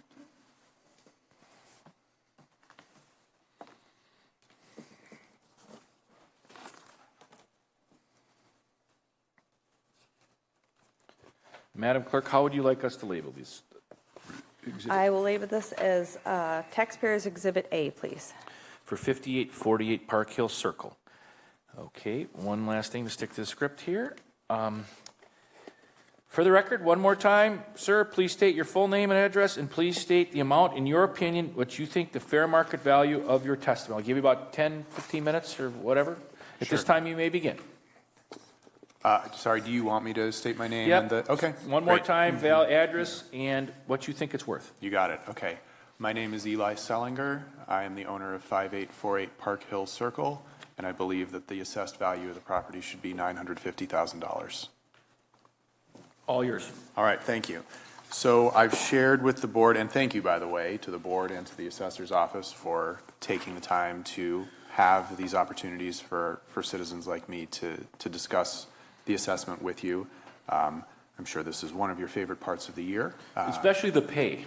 Yep, but anyway, sorry. But here we are. So the things I'm going to go through today, I want to just quickly touch on my understanding of the assessment methodology that the assessor's office uses. I'll touch on the assessed value that is proposed for my property, talk about the market overall, and then look at some comparable sales and talk about sort of the conclusion that I draw on the basis of that. So my understanding of the assessor's methodology is that the goal is to try to calculate the market value of a property more or less. Obviously, can't do that with perfect precision unless every property is sold in every year, so we have to develop some kind of a model and methodology to reach that assessment. Even within a model like that, I understand that because the housing stock in Fitchburg is so varied, there's not always going to be an exact comparable, and so a methodology that Chris shared with me that they use is to look at sales that have occurred and then to make adjustments versus those sale prices based on the characteristic differences in the instant property that they are assessing. I also understand that there is a mass appraisal or mass assessment methodology that is generally used, which is understandable because if the assessor had to individually look at every single property, that is really a task that is probably unrealistic in any city in Wisconsin. So the property at hand here, 5848 Park Hill Circle, I've listed some of the characteristics that I appreciate are at a more general level than all the details the assessor looks at, but they're the sorts of things that I as a homeowner or a home buyer would certainly care about. 4-bed, 3.5 bath, about 5160 square feet, 2-car garage, built in 1985, so one of the earlier homes in the neighborhood, 2-story walkout basement. There were some kitchen updates in the early 2000s before we purchased the property, but nothing since then, and then stone and cedar siding, and a pretty typical lot acreage for Seminole Forest. So the assessor's conclusion for 2025 was approximately a 17% increase over 2024, which also in 2024, I believe, was roughly a 15% increase over the prior year for a total assessed value of 5848 Park Hill Circle of $1,084,900. that calculates out to a price per square foot of approximately $210. So as noted, that assessment represents a 17%, give or take, increase over last year's assessment. This is in line with the average Seminole Forest increase, which was around 17%. And I'm focused on Seminole Forest here because I think that is the relevant neighborhood comparison to look at. There's obviously a lot of variance across Fitchburg in the value and stock that we're talking about, but Seminole Forest is relatively consistent in terms of when the neighborhood was developed and the type of homes that are available for sale there. One thing to note within Seminole Forest is that the average home assessment is quite a bit lower than either the assessor's proposed value of our home or our own proposed value of our home.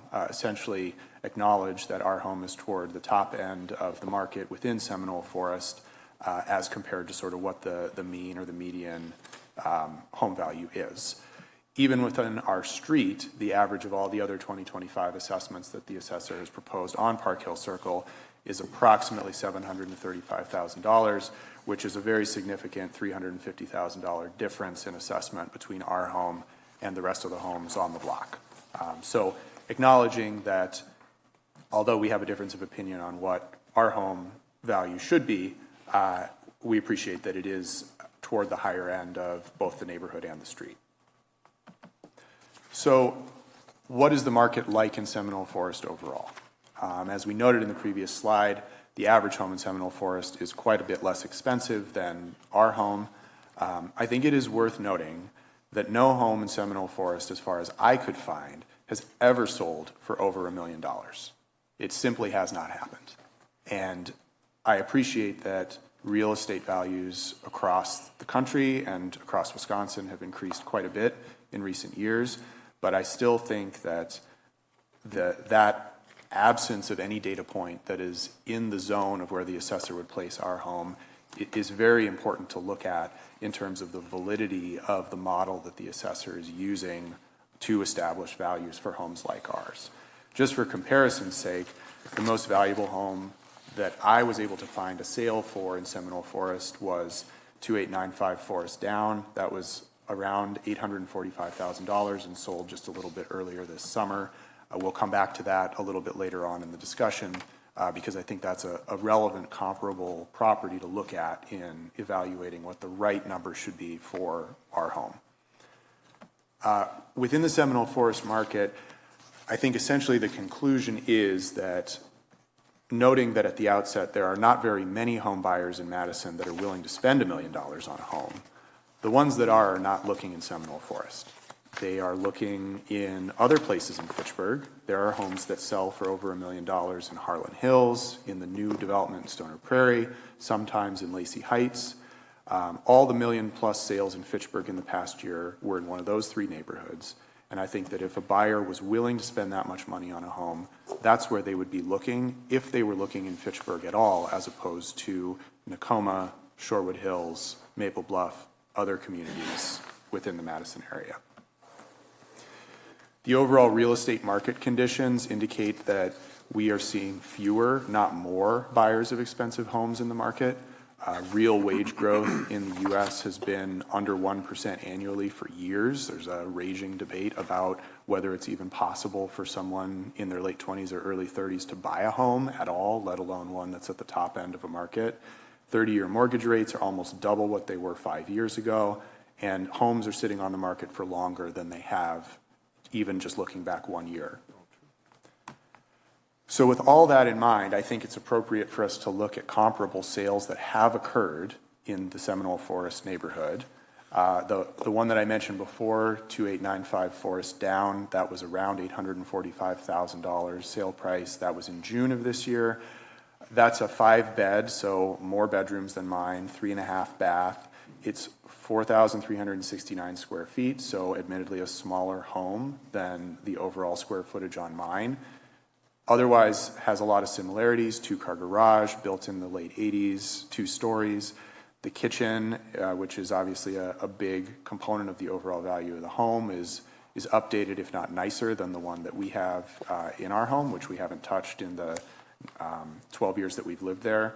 Similar size lot, similar size exterior. The price per square foot on that sale, which again just occurred a few months ago, was $194 per square foot.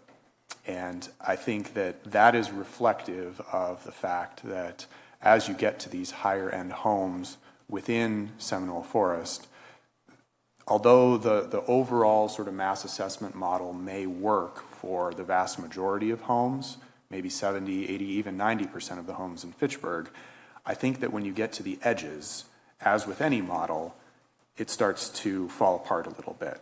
And so I think that the significant difference in price per square foot between how my home was assessed, which was $210 per square foot, versus the $194 actual sale price per square foot on this property is indicative of the fact that the model is overvaluing the homes like mine that are toward the top end of the market. And I also think that there is a sort of diminishing set of returns on additional square footage once you get past a certain threshold. I am not versed well enough in the real estate market to know exactly where you hit that, but there is sort of a psychological threshold where the 5,000th square foot is not worth the same to a buyer as perhaps the 3,000th or 4,000th square foot would be. So a couple other comparable sales also from more recent months. 2899 Osmondson sold for just under $800,000 toward the end of June. Again, pretty comparable to our home in terms of footprint, bedrooms and bathrooms, a little smaller square footage wise. This one actually has a 3-car garage, so a significant value add there for a family that's looking at a home like this. Built around the same time, 2 stories, again, updated kitchen. This one, the square foot price was $182. So even lower than the Forest Down home that we talked about a moment ago. And again, reflecting that the square footage price that was applied to 5848 Park Hill Circle is excessive relative to the market. Similar conclusion on another one sold toward the end of June, 5838 Timberland Circle, 3-bed, 3.5 bath, around again 4,300 square feet. In many respects similar to ours. And again, price per square foot was around $182. So all of this to me indicates that when you actually look at the statistics for homes that sell toward the top end of the range in Seminole Forest in recent months, you simply are not seeing anything that reaches to that $1 million number. You're seeing a price per square foot that is significantly less than the price per square foot the assessor applied to our home, and I appreciate the methodology doesn't start with that as the metric for valuing the property, but I think it is a very relevant consideration statistically to say, what would a buyer pay for a home of this value in this condition for each square foot in that home? If you were to apply the price per square foot from those recent sales on Forest Down, Osmondson, and Timberland Circle, you land in a range between $940,000, if you were to apply them to 5848 Park Hill Circle, I should say, you land in a range of between $940,000 on the low end to just about $1 million on the top end. In either case, that's significantly less than the assessor placed the value on the property in the most recent assessment. I believe the lower end of that range is appropriate given the condition of the home, given the age of the home, and given the overall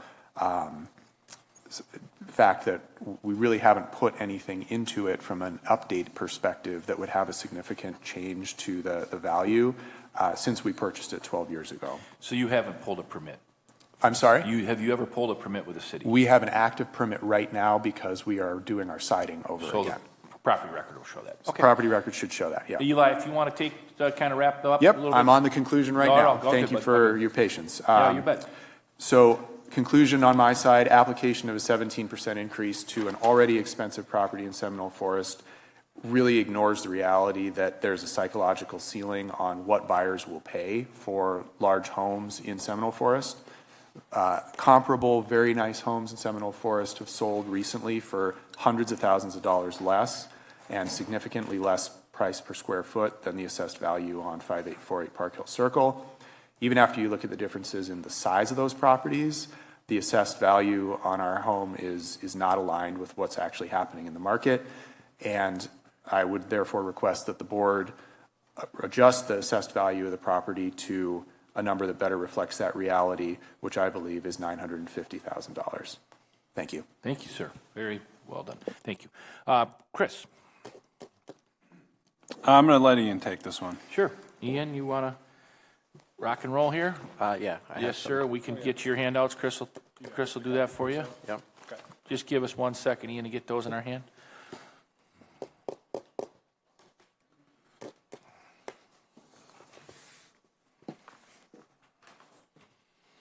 Thank you, sir.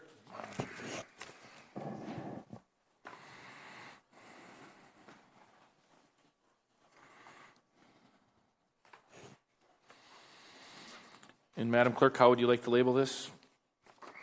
Thank you, Chair. I will label this as Assessor's Exhibit A. And Eli, you got it? You're good? I do, thank you. Okay. Ian, all yours. Floor is yours. All right, thank you. My name's Ian Sullivan. I am the Deputy City Assessor for the City of Fitchburg. I've now provided the board and the objector with written information on the assessment, and now that I'll summarize. On the first page of Section 1 in the summary of my qualifications as the Deputy City Assessor, my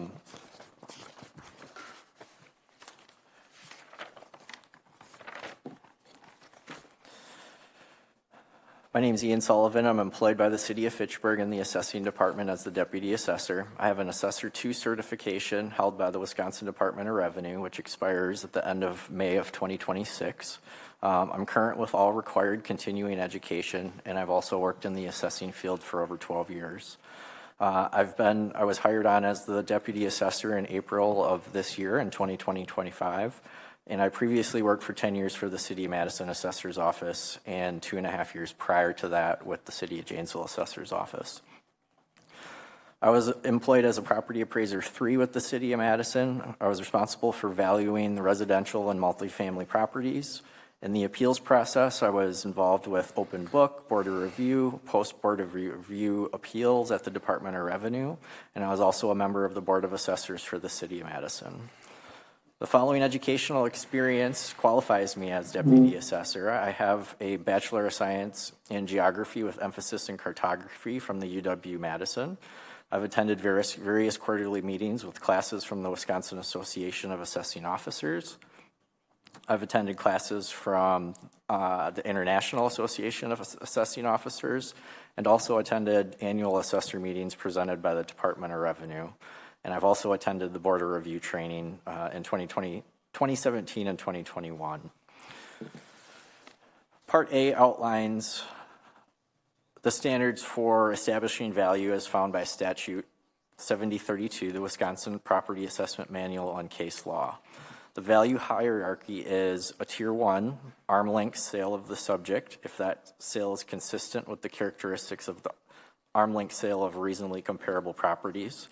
Or 2, based on comparison to properly adjusted arm's-length sales of reasonably comparable properties. Or a Tier 3, all other acceptable techniques, primarily the cost and income approach. Part B contains the definition of a market value, which includes the criteria that a sale must satisfy to be considered an arm's-length sale and used for establishing the true market value. Part C is the information from the Wisconsin Property Assessment Manual that specifies that mass appraisal is the underlying principle that Wisconsin assessors should be using to value properties in their jurisdictions, and that the purpose of the mass appraisal is the equitable and efficient appraisal of all property in a jurisdiction for ad valorem tax purposes. It defines mass appraisal as the systematic appraisal of groups of properties as a given date, using standardized procedures and statistical testing. The Wisconsin Property Assessment Manual notes that although similar to single property appraisal or fee appraisals, there are notable differences between the two. And finally, because this is a revaluation year, the estimated level of assessment is approximately 100%.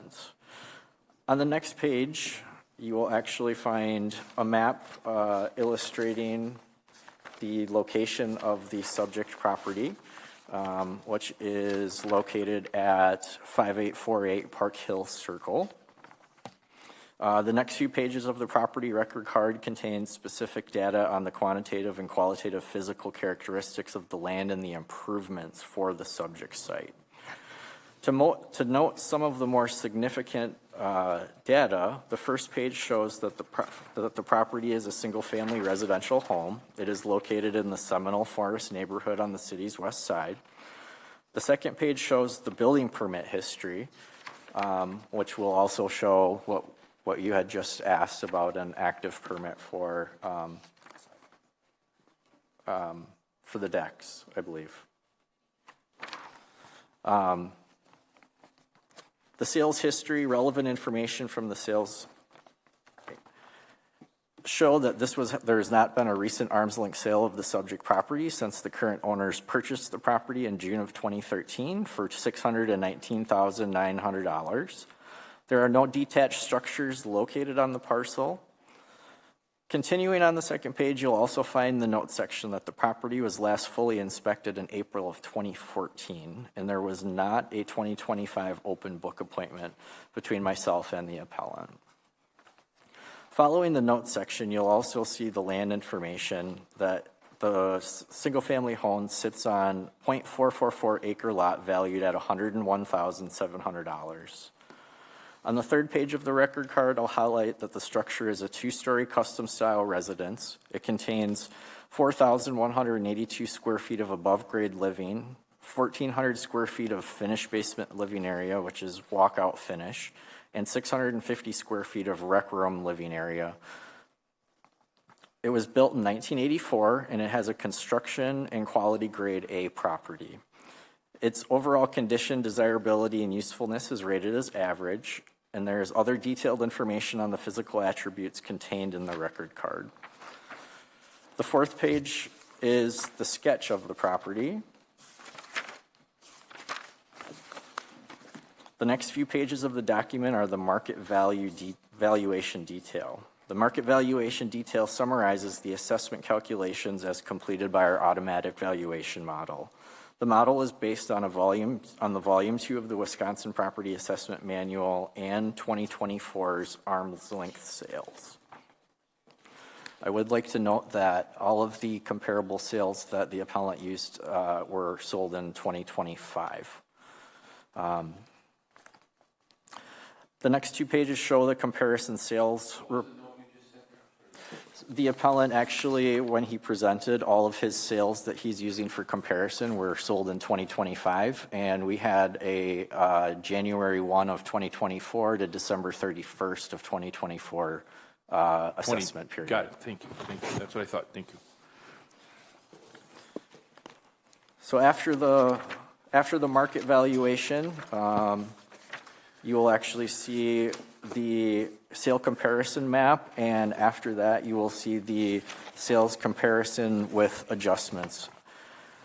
So the report lists the comparable arm's length sales from 2024. The addresses of the comparable sale properties used in this analysis are 5888 Schumann Drive, 5835 Schumann Drive, and 2860 Osmondson Road.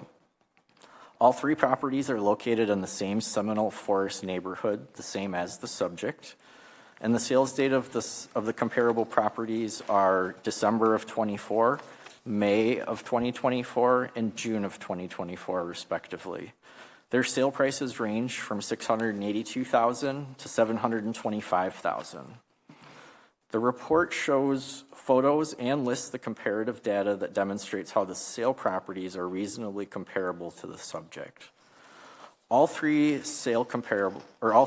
comparable sales are of an A- and B graded two-story homes. The subject is rated as an A grade home. Comparable sale number 1 is a lower graded property, but the closest in the size to the subject property. The subject and the sales gross living area range between 2,645 square feet and 4,182 square feet.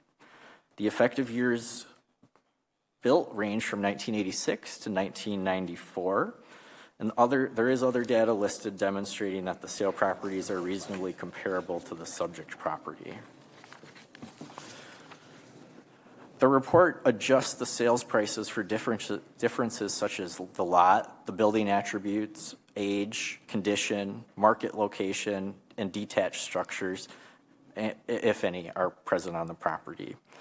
With those adjustments made to the comparable properties, the adjusted sale prices range from $1,027,800 to $1,158,700.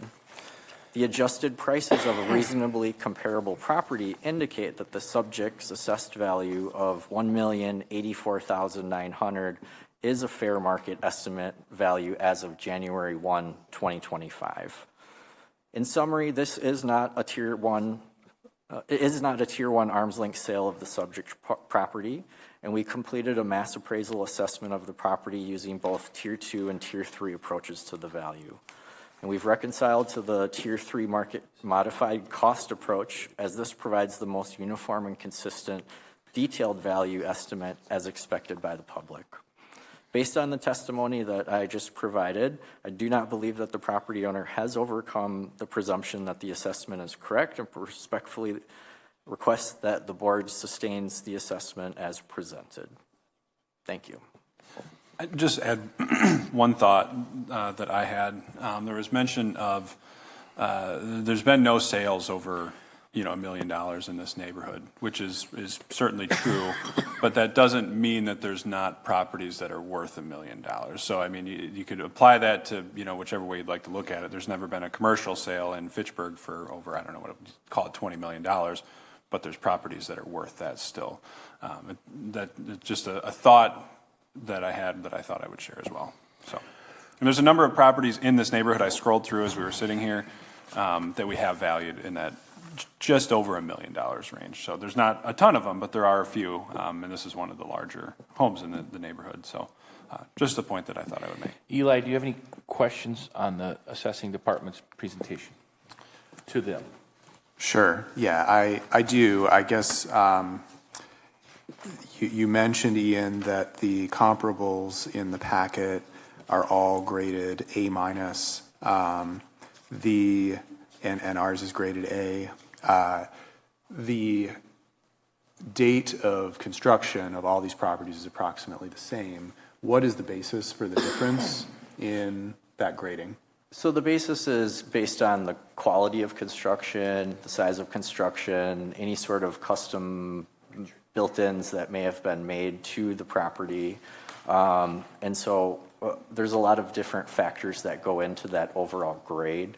And so that's where the difference in the grading comes from, with the comparables being a little bit lower. Even though they could have been built in the same time, they are most likely not built by the same builder at the same quality of construction. You said most likely, and I feel like that answer largely just reverts back to the model values A- properties differently than A properties. What are the actual characteristics that lead to that difference in this case? So I'm just doing a quick glance through the sales photos on all of these properties.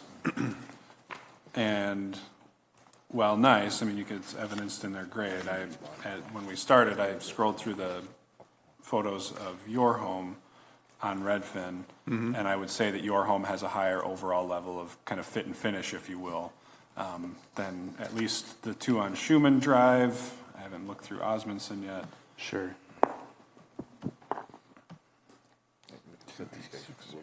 But understood and appreciate that, and it's somewhat validating to hear that we all just look at the photos on Redfin. But I guess it sounds like in this case, it's not as though there was actually an analysis done, and understand why, of what distinguishes one property from another in terms of the grading. It's just something that's coded in the model. No, we look through, when properties are built, so we do this every year on our new construction, when we're looking at new construction at the end of the year, we'll go through homes. At some point, there would have been an inspection done on this house, or any of these houses, in an attempt. And, further, when we look at in this case, we would have looked at the sales as part of our 2025 field work. And whether we got into these, I guess I could check that as well. We certainly would have at least reviewed it to determine, and would have reviewed the grade at that time. So if we would have found that these were all, say an A+ property, and well, actually they shouldn't be, they should be a B+ or whatever it might be, we would make that corresponding change. So I can share with you. Is A the maximum grade for property in Fitchburg? No, there's it goes all the way up to AA+. So, okay. Yeah. Okay. Yeah, I ask just because, if you were to, for instance, look at other homes that are sold in Fitchburg that actually do go over that $1 million threshold, and there are a handful of them, as we both know.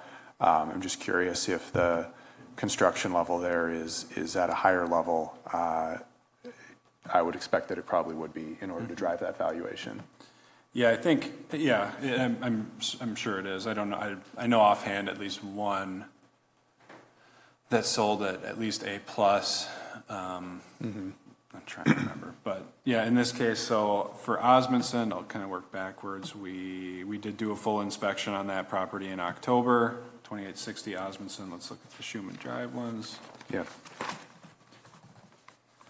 So Ian, you had said the appellant didn't use current, or use two current of sales. And what else, any questions you would have for Eli on his presentation at all? Well, I guess I don't have any more questions, no. Okay. His property is just much larger, and so there is a dollar per square foot difference in comparison. And so he is much larger than the comparable sales. And so the grade and the size are what is the main contributing factor to the difference in valuation.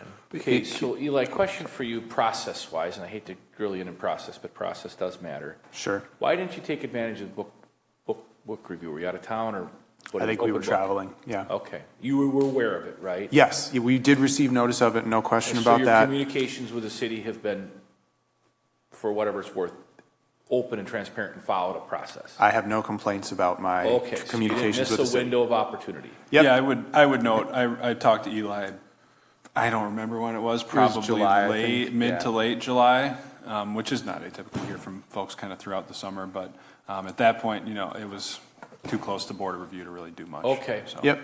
Yeah, no process failures on the city side. Just want to make sure we're on the same page with process. And Eli, were you aware of I guess the rules are the rules of what Ian has said, the January 1 of 24 to 12/31/24. I was not aware of them, but I respect that from a sort of assessment methodology standpoint. Okay. You kind of have to draw a box around it somewhere. I mean, I do think that it's unfortunately another failing in the model potentially, especially as you get to these higher end ones, because there are so few comparable sales at that level that it seems like we should be drawing from the best information we have available, especially as this process tends to go on longer than the assessment review period does. Fair. I think that is. Can I make a statement Please, just regarding that? The assessment date is statutory. Correct. And so I agree, it is unfortunate, but similarly, we have to draw more of a methodological comment than a legal so one. In the last hearing, there was discussion, I remember somebody had mentioned that that home values are going down. I don't know, we haven't reviewed all of them yet, but that anything that occurs after the 1st of 1/1 of 2025 will be reflected in assessments next revaluation. Eli, full disclosure, I do live in that neighborhood on Schumann. I want to get into a little bit here because this is always the tricky part of this committee. Chris is the numbers guy, and he should be because that's what he gets paid to do. And you're a numbers guy, I'm assuming. You talk a lot about the psychological thing about the $1 million. That's hard for us to prove, but I want to give you plenty of opportunities to explain what you're thinking there. Sure. I mean, I just want to give you what I'm trying to say here. I know what you're trying to say. Yeah, no. It's a qualitative, but yet you're basing it on numbers, and I respect that. The numbers, unfortunately, just due to state law, are too current. Yeah. But I just want you to walk us through a little bit more on the record, if you don't mind, what you mean by the psychological piece, because that really stuck out to me, and I appreciate you sharing that. Yeah, and I also appreciate that because it's qualitative, it's hard to sort of point to factual evidence for it. it's hard to prove a negative in particular. But I think, you know, if you look at the Madison real estate market as a whole, there are a few sort of, I don't know what the right word is, but I guess neighborhoods that people look at as the expensive neighborhoods. Correct. Right? You know, it's the Maple Bluffs, it's Shorewood, it's Nakoma. Shorewood Hills, yeah. And I think more recently, neighborhoods even outside of Madison proper, in Fitchburg and in Verona and in Middleton, where there are some really nice homes going in. I don't think Seminole Forest is on that list. Okay. And I think that the home sales bear that out. And I think the fact that the average home price in Seminole Forest is significantly less than, whether you take my assessment or Chris's assessment, what my home is assessed at, it's significantly less than that. And that means that the buyers who are looking in Seminole Forest are looking for homes at that lower level of cost, which is great and is fine. It also means that, I'm trying to think of a delicate way to say it, but I think the people who want to spend $1.5 million on a home don't necessarily want to look out their front window and see a $400,000 house. And I mean, for better or for worse, societally, what that means about us is a conversation we could have over a drink sometime. Totally but fair. I think the reality is that that is the way the market works. And so the folks that are looking for those sort of aspirational homes are going to want to be situated in a neighborhood where all the homes look like that. And I think some of that development you do see happening. I'm not being critical. I think it's great. In Fitchburg, in, for instance, the Stoner Prairie development that went in, there are a lot of really, really nice homes up there. I just don't think the way Seminole Forest developed over time and the way that it is going to draw those buyers. And that doesn't mean that the homes aren't valuable. It just might mean that they're not as valuable as the raw statistical analysis might tell you that they are. We can talk about some condos on Windswept Way. I hear you. But anyway, sorry, Chris, I had to throw that out there. I guess my question for Ian and Chris, but Ian to start. I see in the property record that your colleague Julia was in there on August 11th, which is pretty recent, and a full inspection. What does that mean? So that actually was something that was for us. We are scheduling a full inspection, and so she scheduled So it. she has not been in there yet, but on August 11th, that was a reminder put in our computer system that we can pull to say that this house needs a full So inspection. you have not been in Mr. Sellinger's home? I have not personally. And your no. colleagues have not either? I can tell you the last time we were there. Okay. The last full inspection was in 2014. There you go. Chris, or Eli, you bought it when? Did you buy that? We bought it in 2013, I believe. Okay. And the kitchen, you haven't touched the kitchen? Haven't touched the kitchen. Put in a new counter, but Nothing haven't that redone would the kitchen. trigger- And I should say, I was looking at the records, I should amend my statement before about permits. It shows you how little I know about what needs a permit. Yep. There was some minor work done on the guest bathroom where we had some tiling and a new sink put in, and then we replaced our front door. And so I think those show up on the permit roll. I didn't even realize that You're they too got transparent permits. of a guy. Good for you. Yeah, so. No questions more from me for now. Start out up here.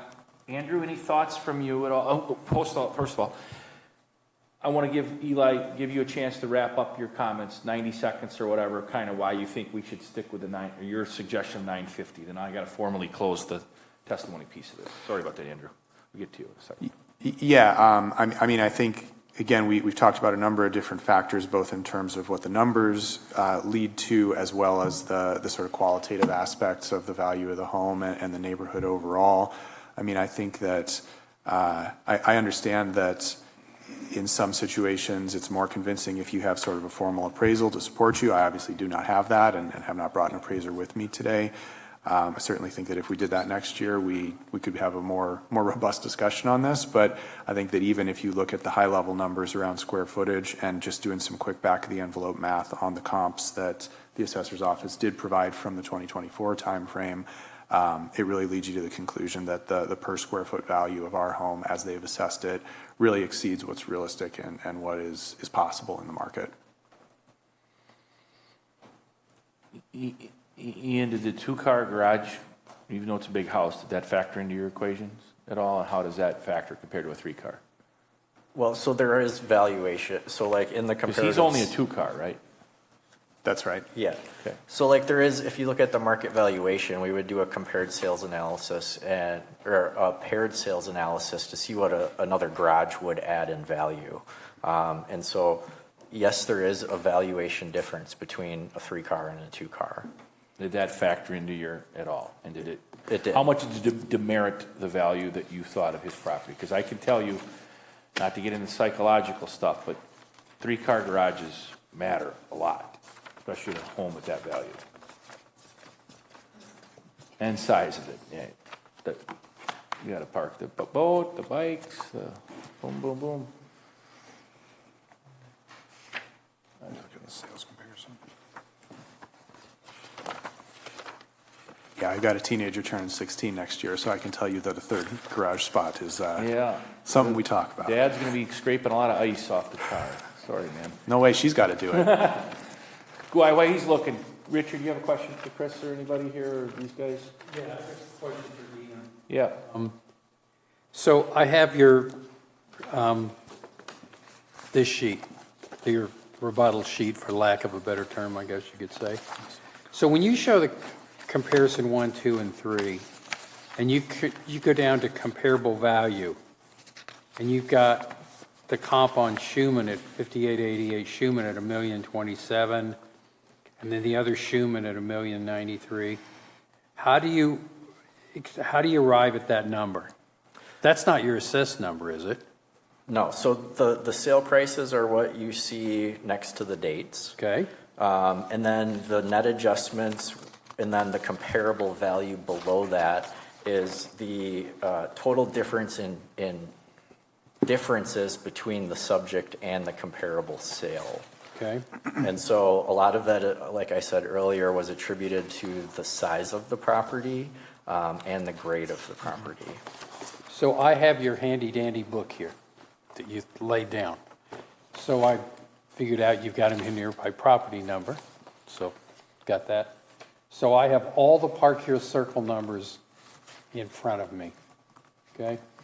And the lot sizes that are here as well. Thank you, Sean. You're welcome, buddy. And all the land is valued at the same price, no matter what the acreage is. Everything from basically 0.44 to this lot. It's not one of the larger lots on Park Hill Circle, but so everybody's at 101,700 for land size. But then this property, even with the square footage it is, sits substantially different than every other parcel in Park Hill. I'm struggling with that. I'm struggling with the fact that they range in the book here from 721, 830, 736, 781, 621, 670, 780, and then now all of a sudden $1,084,900.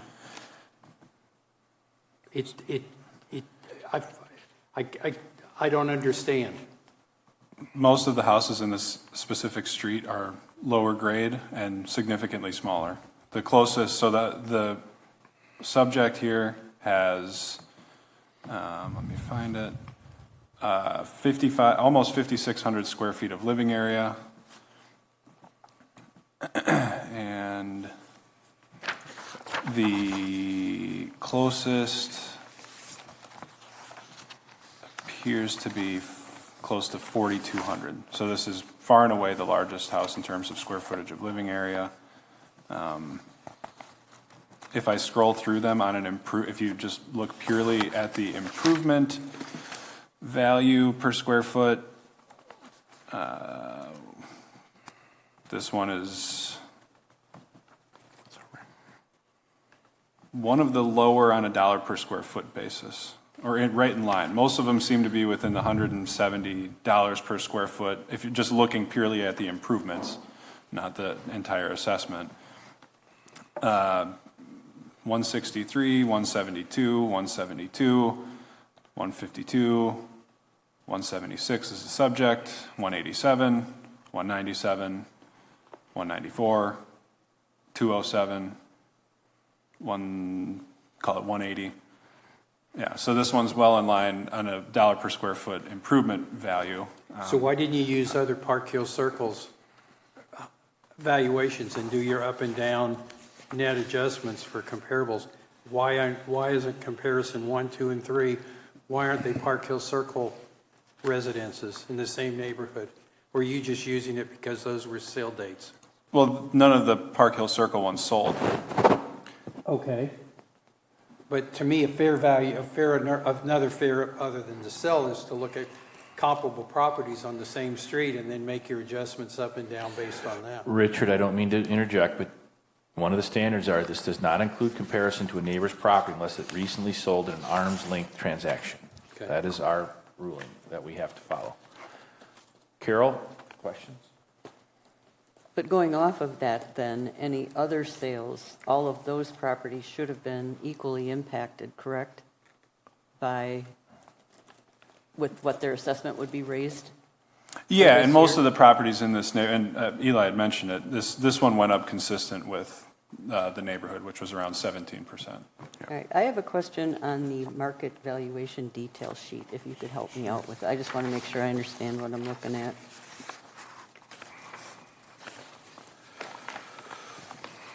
It's about halfway through city's exhibit.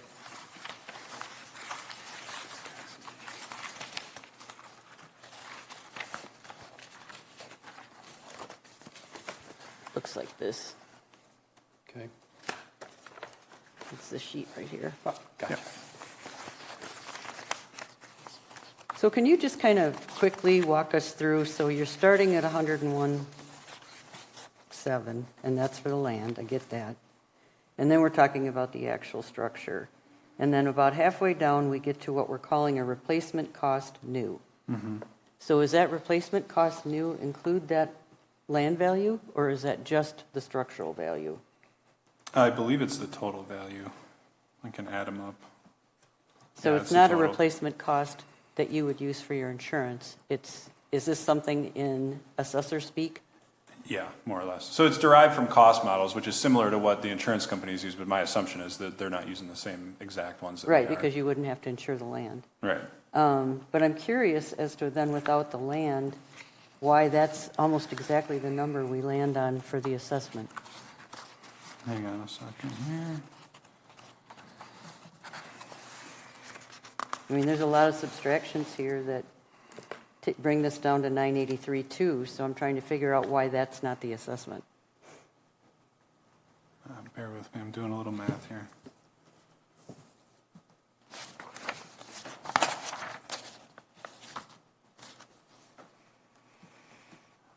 Okay, so the replacement cost new is just purely, it's just purely the physical data there. It doesn't include the land value. So the land value on the top line is static. Okay. Then as you cascade down the next section, two-story, it's kind of heading is two-story aluminum vinyl custom. That $1,042,624 is the sum total of kind of the sticks and bricks, if you will. And then we take off depreciation below that, which is based off of year built, and then the market adjustments below. So, and those are, what the market adjustments are is essentially that varies by neighborhood, and what it is a measure of what we need to adjust that neighborhood by from our base cost model, which is input to us from the Department of Revenue. Does that make sense? Yep, so then you get down to 983.2 as a net. Why does that not end up being the assessed value? That's the assessed value of the improvements. And then you add the land back in for the total assessment. Got it. Chris, did you say that market modifier comes from DOR? The cost models do. So the what specific drives the market construction modifier? costs. So our assessments are essentially a hybrid of cost paired with sales factors. And we derive those sales factors as part of our sales analysis process, where we look at whatever, say you have a specific neighborhood. If you look at Seminole Forest, we have a list of however many sales there were. And we're going to look, okay, what's our typical, call it base cost assessment in comparison to what the actual market values are. So you're looking at the difference between the number you derived and the number that the property actually sold for to calculate that market modifier?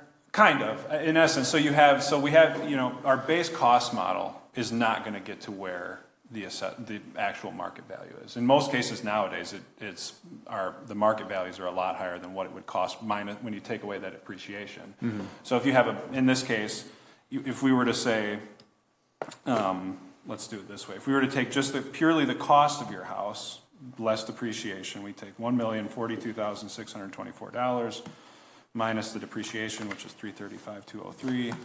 I get to $707,421 plus $101,700. And that gets us to a little over $800,000, which I think we both acknowledge is probably not the value of the house.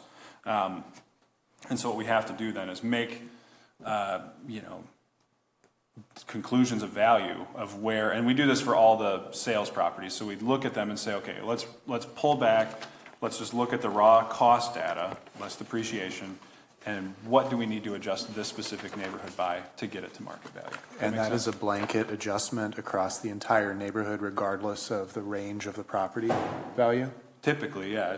And most neighborhoods are fairly uniform and consistent. I acknowledge that that Seminole Forest is a little unique in that regard. There's a lot of houses that are, $500,000, but there's a lot that are upper eights, nines, and like I said, we've got a few of them that are over $1 million as well. By your math, yes. Well, I would make another point that Zillow, Redfin, and Realtor.com also have this property estimated at value of over $1 million, and they're not perfect models, but they're generally pretty solid as long as the data input is there. Sure. I guess I'm just asking because it feels, and I mean, take this with a grain of salt. I know it's not actually arbitrary, but it feels a little bit from the outside like an arbitrary scaling factor without really accounting for the fact that there may be differences at the edges. Again, I respect that it probably is a reasonable way to approach the vast majority of the properties in a particular neighborhood. But I mean, it goes back again to kind of what I had said before, which is I think the methodological soundness of that type of approach starts to fail at the edges. I think that's, sure. Let's keep rolling here. I get it. And Chris, if you got to jump in, but otherwise, Andrew, questions? I'm going to wrap up that part of it so we can discuss up here. But if you have questions for the homeowner, please do, or for the department. No questions, I think. Amanda? Everything has been explained. No questions. Carol, you still good? Yep, I'm Richard, good. you good? I'm good. Sean, could I ask one other question? Please, yes, purely a Craig. factual one Yes, on the Eli, basis of of the course. analysis. Yep. Assessor's office, Chris and Ian, I noticed in the market valuation detail, and you may not have this easily at hand, as we go through the different square footage areas, there's a rec room, a basement living area, first floor, second floor, and then later on we get to garage square footage, patio square footage. What is that rec room?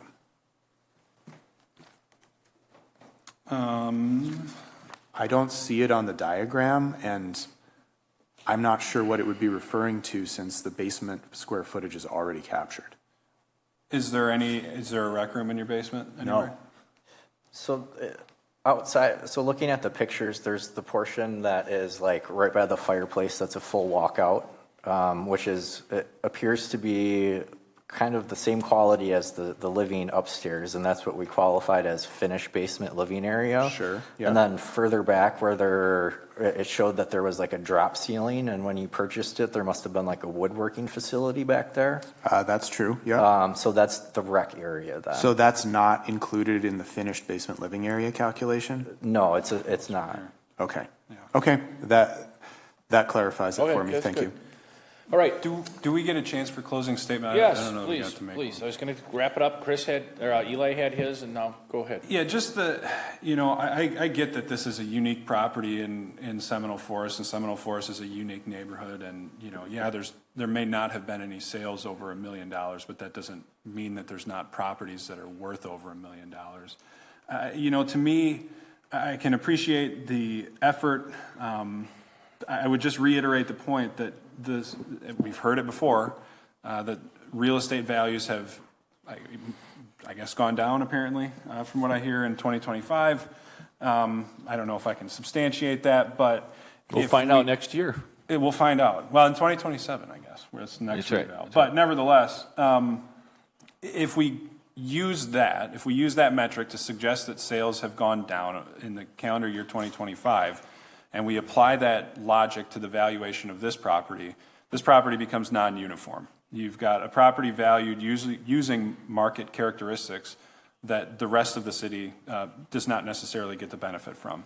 And I just, to me, that I think is an important thing to note. Like I said, I appreciate the effort to provide comps and to the research that goes into it, but I think from my perspective, I have to at least make the point that valuing the property in this way brings it out of line with what a lot of the rest of the city is valued at in terms of market parameters. So, Carol, question for Chris. Yep. So you just mentioned reevaluation years versus maintenance years. So next year is going to be a maintenance year. Is that correct? And we are absolutely sure that it's going to be, and that will not change. That's the agenda plan. item at the end. That's, I guess, in some sense, a mayor and council decision, and they have indicated that they want to do a maintenance year. Now, okay. I can't control the market. If it tanks and they tell me to do a revaluation, then I serve at their pleasure. And then the question that comes out of that is you had said that we can't do a reevaluation based on the market drop for next year. However, if an individual person wanted to come in during open book during a maintenance year, he would certainly be welcome to come in and bring an appraiser and still argue that his assessment is too high, correct? He would, but the issue at hand becomes the same one that we have before us now, is that that appraisal really ought to be factoring in market conditions that the rest of the city is subject to. So we won't revalue the entire city. We'll make physical changes, but we're not going to alter kind of the core of our model that's based off of 2024, calendar year 2024 data. So, and we see this a lot. It's an easier example in commercial because those generally, when they go to court, you have, for example, we have 2 in court right now that are in, or a set of properties that's in court for 2022 and 2023 tax years. The appraisals weren't done on those until 2024, I think.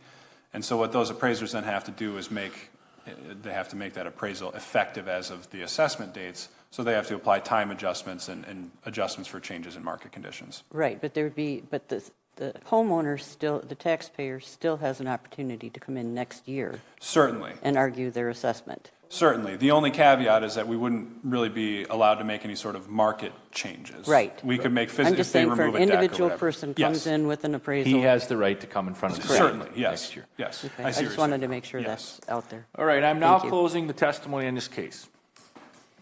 All right, come on, man. All right, we'll keep her going. So Ian, now I'm back to your comp sheet, to your color comp sheet. Okay? And I've got the sale date and price across the top. Thank you. So would one assume that if the sale date on, let's just pick the 5888 Schumann, if it sold for $682, could one assume that your assessed valuation based on that would be roughly that number? And the same would go for comp 2 and comp 3? Well, you would look at the sale price, which would be just under the picture, but then about a quarter of the way down, there is an adjustment to the last valid sale. So there's a sale price adjustment time. So based on what month it sells in, there would be different adjustments. So I think I understand what you're trying to ask. They should be within an acceptable range for mass appraisal purposes, which is 90 to 110% of market value. And in this case, we're at 8% above our assessment is 8% above the sales price. So I can understand we're a little bit high, but we, again, are in with the acceptable range for mass appraisal purposes.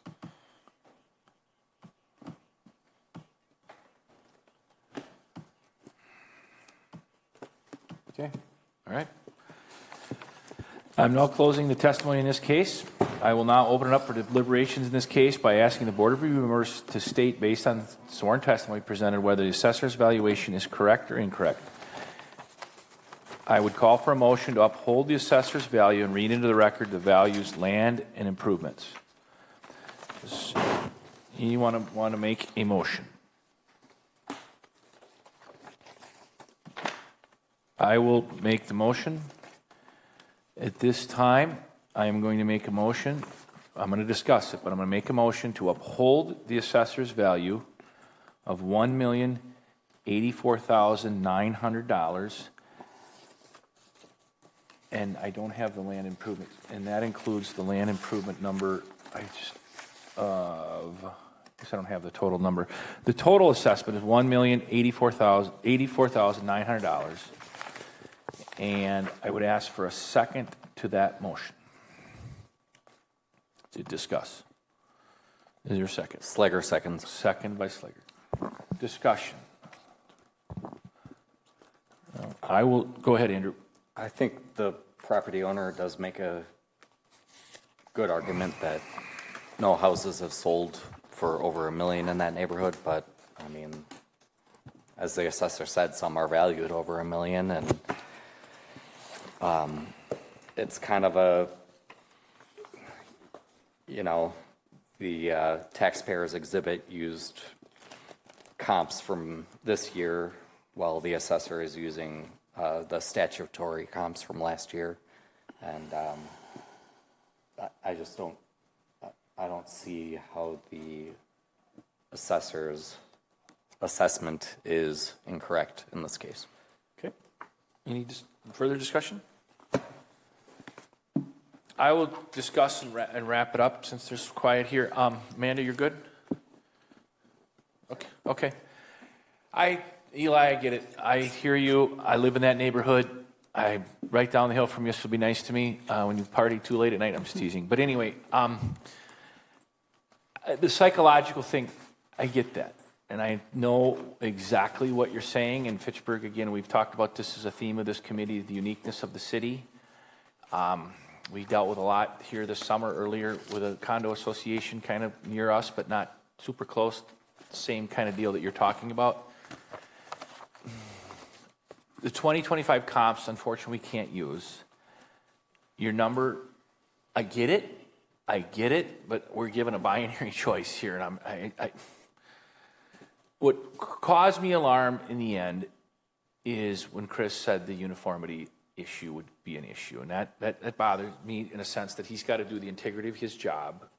The 17% across the board maybe isn't totally clean on the edges, like you're saying. I get that. I think $1 million over is a big point that we've got to discuss about Seminole Forest. I don't know if those houses will sell for that, but I think we're also coming out of COVID where the market was just crazy for a long time, probably longer than it should have been, but it is what it is. So with that, I am going to suggest a roll call vote to uphold the assessed value as I read for the property. Where did I set my stuff here? I keep losing my stuff. I set it somewhere. Thank you. The assessed property of 5848 Park Hill Circle, property owned by the Sellinger's family? Sellinger, yep, family. And that parcel number is 0609-081-6727-3, agreeing with the assessor's opinion of $1,084,900.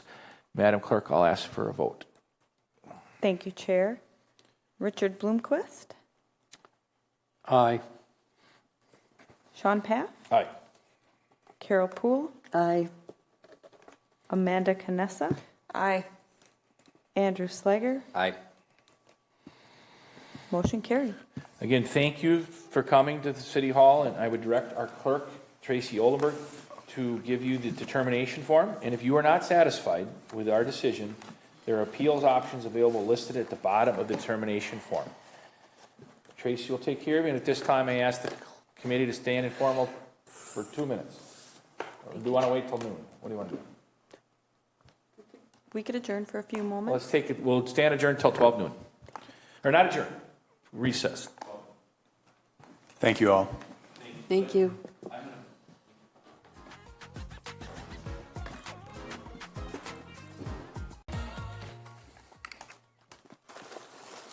All right, I will reconvene the Thursday, August 28th Fitchburg Board of Review meeting. At this time, I'd ask unanimous consent that we could take up agenda item 5A. Hearing no objection, agenda item 5A will be taken up to committee at this time. We're going to subpoena compliance review and possible consideration of stipulation agreement and waiver request for Foley and Lardner LLP's Eric Hatchell, attorney. Madam Clerk or Chris, could you tell us what we're going to be acting on at this time?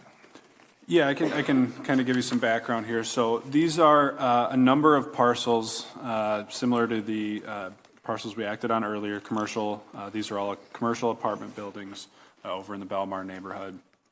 And the board had issued subpoena requests for some information that we requested from these property owners. It's largely backup information to kind of give us more detail as to some of their expenses, incomes, that kind of thing. And through that process, we received some information that kind of indicated that our values should be lowered.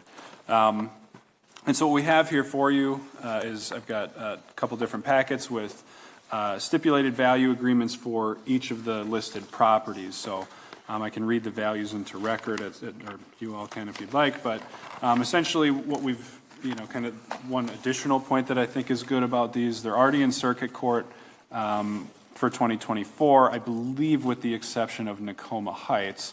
But as part of this agreement between our office and the property owner, they've agreed to dismiss their complaint for 2024 as well. So this shores up 2025 assessment year. They won't need a waiver. They won't go to circuit court. And further, they have agreed to dismiss their complaint for 2024. So a big win here, I think, for all parties involved. So to that end, I can read the values into record. So for tax parcel 0609-052-2331-4 for property owned by Belmar Apartment Homes 3 LLC. The initial assessment was $1,721,600.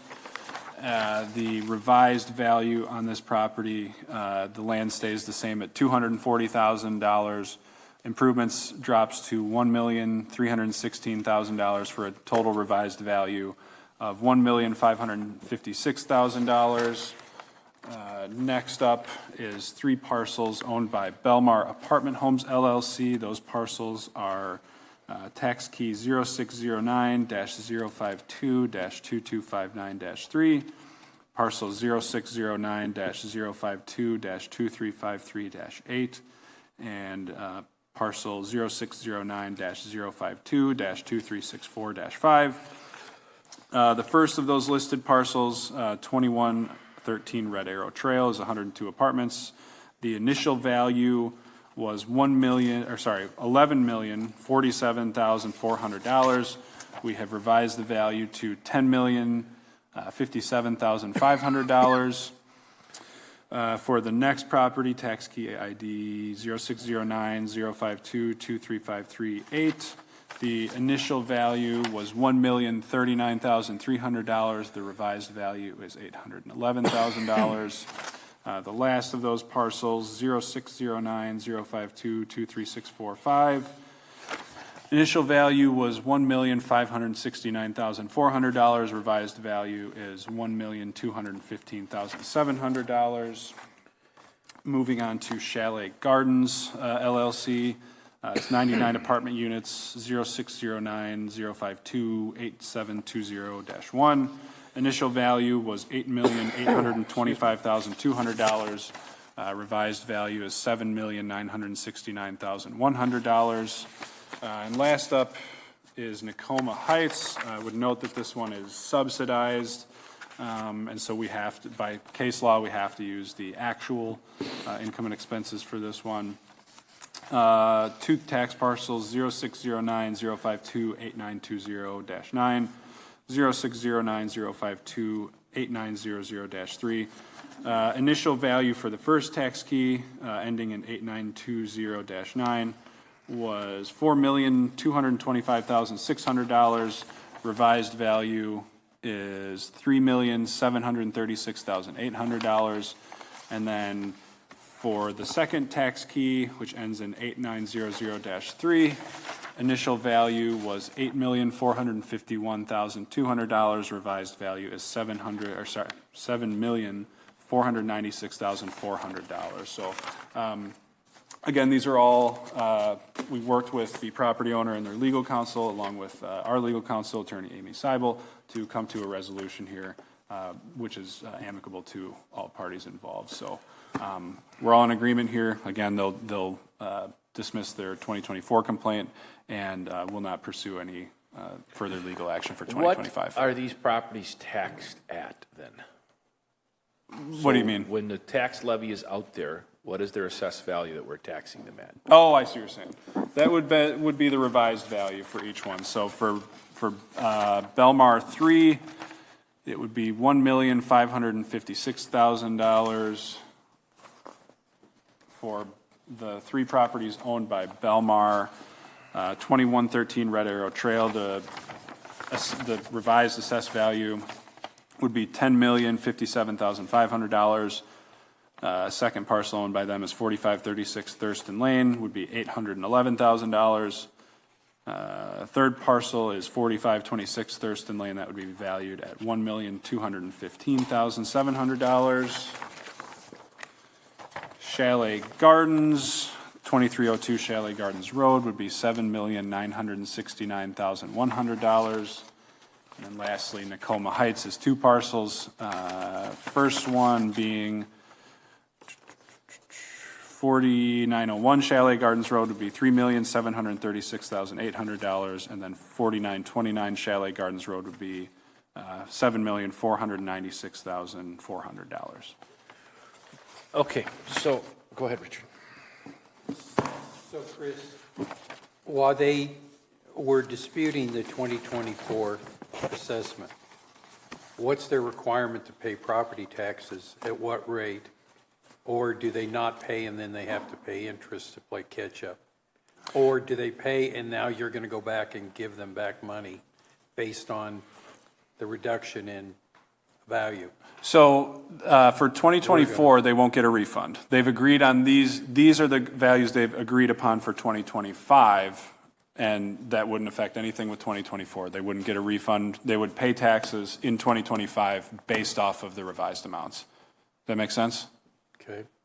So this process would be the same as anybody that disagreed with us today, that drug it into court, and then you'd go back and negotiate in court the value. Well, not necessarily. So, I mean, if it, say we didn't do anything with these, they would stick in court for, and it went to that level, they could get a refund. They could make an agreement and say, well, if we go here, we're good with this in 2025 or 2026, whatever it might be, and we'll drop that case. We won't get a refund for that. So I guess I'm not entirely following here, but there's a number of different ways it can go. If they stick in court, they certainly could get a refund later, but this agreement, they've agreed to drop. They won't seek any further refund. And so there's no... But there's no difference between the process between a commercial property in court and a individual homeowner in court. If they followed the same path, no. So if they, theoretically, if they said, well, I'm good with this in 2025 and we'll drop for 2024, then... Chris, I was going to ask you this previously, and I mentioned Hy-Vee. In that sheet, you have the assessed opinion of 18 million. Yeah. They have roughly 9 million. Yeah. What are they paying in taxes? On what number? The assessed value. So Hy-Vee, for example, is paying off of that $18 million number. So you've come up with 18 million, so that number sticks, and if they prove it that it's not the number, to Richard's point, do they get a refund or what happens? Yes. So Hy-Vee's in court right now. If we go to trial and they, win based on their value and their appraisal, then the city would be on the hook for refunding them. So if Mr. Selinger decides to say, you know what, I don't agree with what these guys decided, we put him at $1,084,900. He says he's $950. He can appeal to try to get the $950 right number, but he's still paying on that $1,084,900.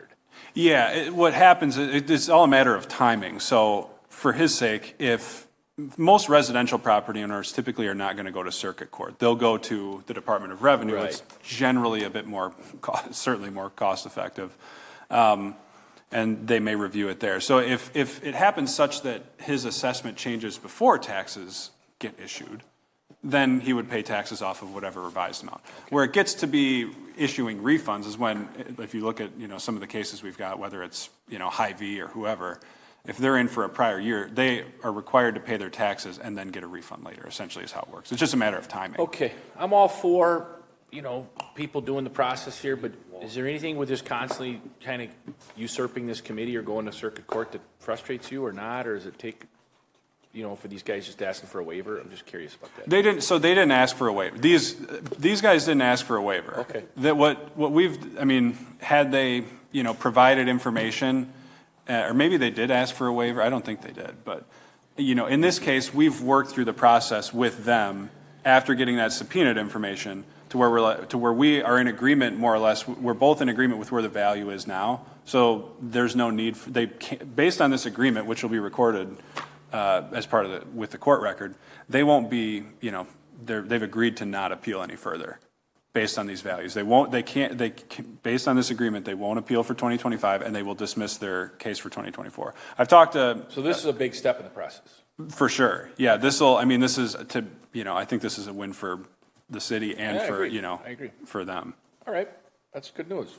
It's good news. Okay, at this time, I'm going to put together a motion.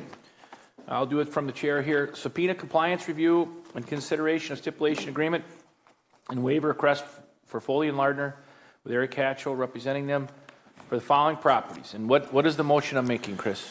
What's the action? How do you describe it? I would, to me, Tracy, you can correct me if I'm wrong, but it would be to approve the stipulation agreement signed by both property owner and. To approve the stipulation agreement signed between the city of Fitchburg and the property owner and their representative for the following. Parcel 0609-052-2331-4, Belmar Homes 3 LLC. 0609-052-23538, Belmar Homes LLC. 0609-052-2364-5, Belmar Homes LLC. 0609-052-2259-3, Belmar Homes LLC. Belmar Apartment Homes LLC. 0609-052-8720-1, Chalet Gardens LLC. Nakoma Heights LLC, parcel 0609-052-8920-9. Nakoma Heights LLC, parcel 0609-052-8900-3. Is there a second to that motion? Second by Poole. Second by Poole. Any discussion? All those in favor signify by saying aye. Aye. Opposed, same sign. Ayes have it. Stipulation agreement agreed to. Thank you, Chris, for your work on that.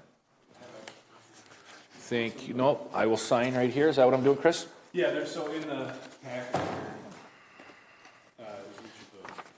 Okay. I can give them to Tracy and she'll give me at the end to sign everything.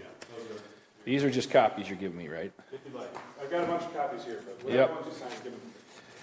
Just give the official to Tracy and then I'll sign that.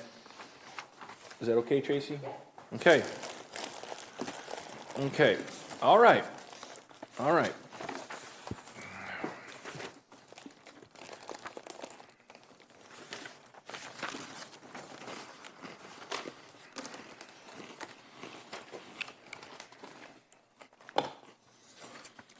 Okay. At this time, I'd ask unanimous consent if we could move the agenda item to item 4F. Proceed to hear, deliberate, and determine the following residential objection to the Cybers, is that correct? Cybers property, 2760 Leo Mary Street, Fitchburg, Wisconsin, parcel number 0609-084-2674-2. At this time, Mr. Cybers, if you'd come forward. And we'll have you introduce everybody here in a second, but just let me get myself set up here. Okay.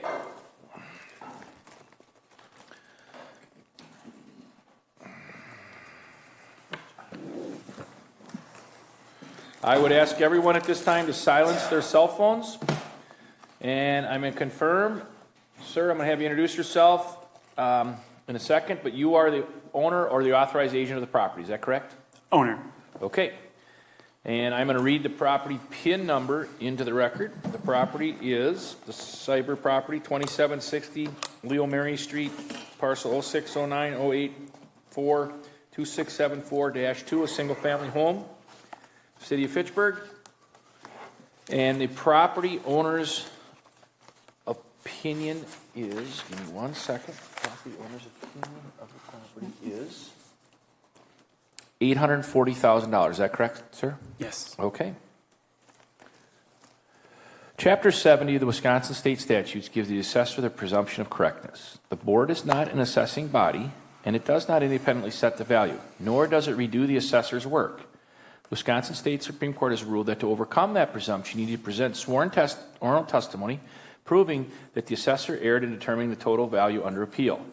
The evidence must be factual in nature and not a matter of opinion. The Wisconsin Supreme Court has given the Board of Review standards of evidence to guide us as we consider your appeal. Those standards are: the best evidence of value is a recent arm's length sale of a subject property. Next, the sales of reasonable comparable property. Then all other approaches to value: income approach producing properties, and the cost approach on special purpose and unique properties where there is not an active market. This does not include comparison to a neighbor's property unless it was recently sold in an arm's length transaction. At this time, I'm going to ask you the following. The board wants you to understand that under state law, the Board of Review is required to uphold the assessor's valuation of your property as being correct unless you by testimony can show the assessor's valuation to be incorrect. In other words, the burden of proof is upon you as a taxpayer. Do you understand that? Understand. Okay, thank you. At this time, if you would share your exhibits with Committee Clerk Tracy, we would appreciate that. Is there anything you'd like us to have? Tracy can take those and hand those out to us. Did you turn this in? Yeah. Okay. I turned this in. Do you have that, Tracy? This is the same thing. Just check. All good, sir. Take your time. Assessment appeal report? Yes. Okay. Do you have that in your packets? Okay. All right. All right. Chris, do you have what Tracy just mentioned? Yeah, I have a copy of it. Okay. Let me keep reading here. And what are we labeling that, Tracy? Thank you, Chair. That'll be a Taxpayers Exhibit A. And at this time, I'm going to ask the clerk to swear in everyone, and then we'll get begun here, or whatever the saying is. Thank you, Chair. Yeah. And if you could raise your right hand. Do you solemnly swear that the testimony you shall give in this matter shall be the truth, the whole truth, and nothing but the truth, so help you God? Yes, I do. Okay. I do. And could you state your name and address for the record, please? Benjamin C. Siebers, 2760 Leo Mary Street, Fitchburg, Wisconsin. James Siebers, N47W7880 Parkland Road, Cedarburg, Wisconsin. Thank you. And to the assessor, do you solemnly swear that the testimony you shall give in this matter shall be the truth, the whole truth, and nothing but the truth, so help you God? I do. Chris Leeds, City Assessor. Floor is yours, Chair. Okay. Going to give you about 10-15 minutes to make your case here. And for the record, one more time, I'm going to have you state your full name and address, and please state your amount and your opinion, and maybe introduce your cohort there and your fair market value of what you think your property is worth. You may begin, sir. Yeah, my name is Benjamin C. Siebers. I am a property owner at 2760 Leo Mary Street here in Fitchburg, Wisconsin. I'm requesting, my assessment be adjusted down to the value of $840,000 based on evidence which I have prepared. To introduce myself a little bit more, I've lived in this house now for 4 years. My wife and I built it and live there with our 3 children. Work here at Epic in the Madison area, and have been a Wisconsin native my whole life. With me today, I have my father. Growing up, we had some real estate holdings and all that. My father helped oversee that and worked as a tax assessor for a number of years here in the state of Wisconsin. Perfect. My name is James Siebers. I currently hold Wisconsin's assessor certification at both the Assessor 2 and the Assessor 3 level. I've been an assessor in the state of Wisconsin and currently still am since 1982. I've worked in many communities in southeastern Wisconsin. I've also worked for CoreLogic, better known as Marshall and Swift, who actually wrote the Wisconsin Property Assessment Manual. We are aware of the statutes that the assessor is deemed correct unless proven otherwise. I believe my son will be proving that there are some inconsistencies and errors in making the current assessment. We also are aware of 7032 that real estate should be valued by the assessor in the manual in the manner specified in the Wisconsin Property Assessment Manual from actual view or the best information the assessor can practicably obtain at the full value, which couldn't be obtained therefore at private sale. In other words, there's a hierarchy for assessing a property that all assessors need to follow, and sale of the subject is at the top of the hierarchy. The next part of the hierarchy is sales of reasonably comparable property, and then all other information falls beyond that. It's called the Markarian hierarchy. It's Markarian versus Cudahy from 1970. It's an older case, but it's still valid as of today. So at this time, I'll go back to my Sir, son. you're aware of the role of this committee, right? We have to assume the assessors. Just want to make sure you're an experienced guy. Just want to make sure. Absolutely. Okay, no problem. I myself have sat in that chair more than I could even count. Well, this guy's lucky. He's got an assessor as a father. So there you go. I hope you pay him a side deal here. But anyway, go ahead, sir. All seriousness. Floor is yours. Good luck. Yeah. So I'm the property owner, 2760 Leo Mary Street here in Fitchburg, and I'm contesting the current assessed value of my house of $893,200. I believe the assessment is overstated compared to actual sales of similar homes in our neighborhood. The initial 2025 assessed value of our house was $922,400, and after discussing with the assessor's office, a portion of our basement was reclassified from finished basement living area to recreational room space, which resulted in the reduction to the current value of $893,200. While I appreciate the adjustment, I still believe that the current value remains above the market value. Our house was built in 2021, includes 3,607 square feet of finished space with 4 bedrooms and 4.5 bathrooms. There's no extraordinary features or luxury upgrades beyond standard new construction present in our house. As stated, I'm requesting the assessed value be adjusted down to $840,000, which I believe more accurately reflects market value based on recent comparable sales. I've prepared a selection of comparable sales from kind of our close proximity in our neighborhood, showing the recent sale dates as well as the sale price and the square footage of those houses. Kind of despite differences in square footage, none of these homes sold for more than $785,000, which is well below the current assessed value of our house. To kind of normalize those sales per a square footage of each, presented in the evidence here, I have the 2709 Leo Mary Street was $237 a square foot, 2757 was $270 a square foot, 2769 Leo Mary was $195 a square foot, 2761 was $194 a square foot, and 6263 Stonegate Drive was $294 a square foot. My home's current assessment implies a value of $248 a square foot, and a reassessment to $840,000 would equal $233 a square foot, which is in line or slightly below other larger homes, particularly appropriate since, again, our house kind of lacks a lot of high-end upgrades found in some of the other properties here.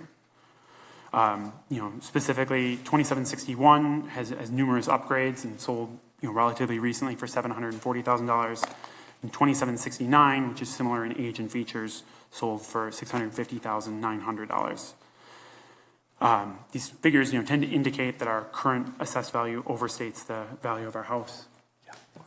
I'm aware that the only testimony you can take is sworn oral testimony. So for the record, I will read in the comparable sales that my son has chosen. First property is at 2709 Leo Mary Street. This property sold January 31st, 2025, this year, for $665,000. It is 2,802 square feet. I want you to pay attention to the Leo Mary because my son's home is on Leo Mary, and 3 of these comparables are also on Leo Mary. The second property, 2757 Wayfair Street, sold February 28th, 2025 for $637,000, and that is 2,355 square feet. 2769 Leo Mary sold June 3rd of 2025 for $650,900, and that house is 3,342 square feet. 2761 Leo Mary Street sold June 27th, 2024 for $740,000, and that house is 3,816 square feet. And then 6263 Stonegate Drive sold July 18th, 2025 for $785,000, 2,674 square feet. As my son had mentioned, and I will read his statement just below there, despite differences in square footage, none of these homes sold for more than $785,000, which is well below his current assessment of $893,200. In discussing prior to the board of review, I discussed with the assessor's office and received a list of the comparables from the assessor's office for the assessment of our house. Provided in that list were 2 properties, in particular 2721 Wayfair Street and 2725 Wayfair Street as comparable properties. However, I respectfully submit that these are not valid open market comparables, as these homes were not sold in traditional open market. Instead, they were constructed under contract with the eventual owner and eventually sold once they were completed by the builder.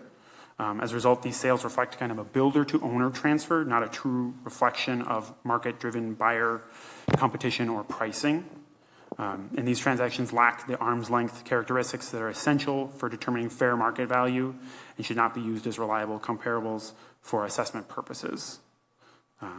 For a comparable to be valid, it must reflect a transaction between a willing buyer and a willing seller, each under no compulsion with adequate market exposure, and the Wayfair properties in question do not meet this standard. In general, the market in Fitchburg has remained stable, with high-quality new construction homes regularly selling in the $630,000 to $785,000 range. However, no comparable properties, as mentioned previously, have approached the $890,000 range.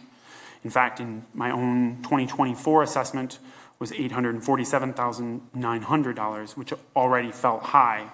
The additional jump up to $893,200 is unsupported by neighborhood trends and market sales data. Additionally, the fact that my home is larger than most does not equate proportionately higher market value. Especially since much of the square footage is in an unfinished basement, which carries less market weight. Given the data presented, I feel that my home is significantly overassessed relative to actual sales prices of comparable properties. None of the comparables, some of which are newer or more upgraded, approach the $890,000 level. And the price per square foot analysis supports a valuation, as I said, around $233,000. Or $233 a square foot. Therefore, I respectfully request that the board reduce my home's assessed value to $840,000.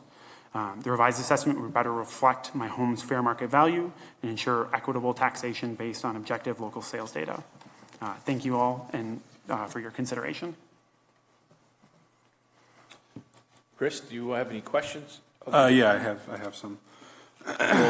As Ben just, he'll ask you some questions, then he'll present, then you and your client or your colleague can then ask him questions. Mm-hmm.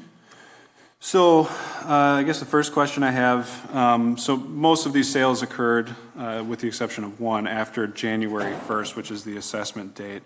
Was there any time adjustment made to the sales for differences in market that occurred after the assessment date?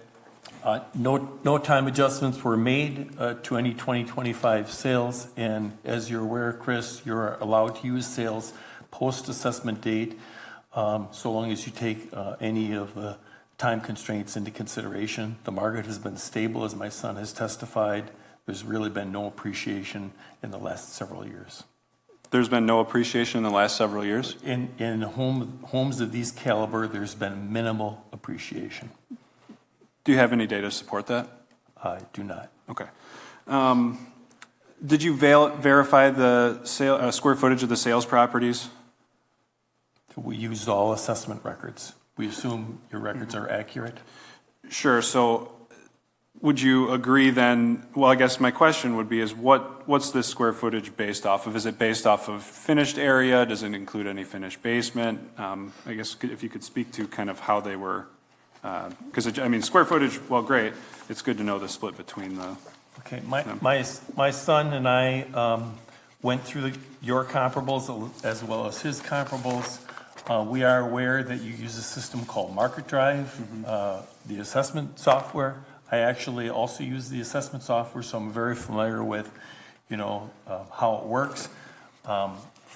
In Market Drive, you can get, I don't know if you want to call this your property records. This is actually right off of your system, and it shows on there the full basement square footage, the first floor square footage, the second floor square footage, any garage, any porches, anything like that. So that's where the square footages came from.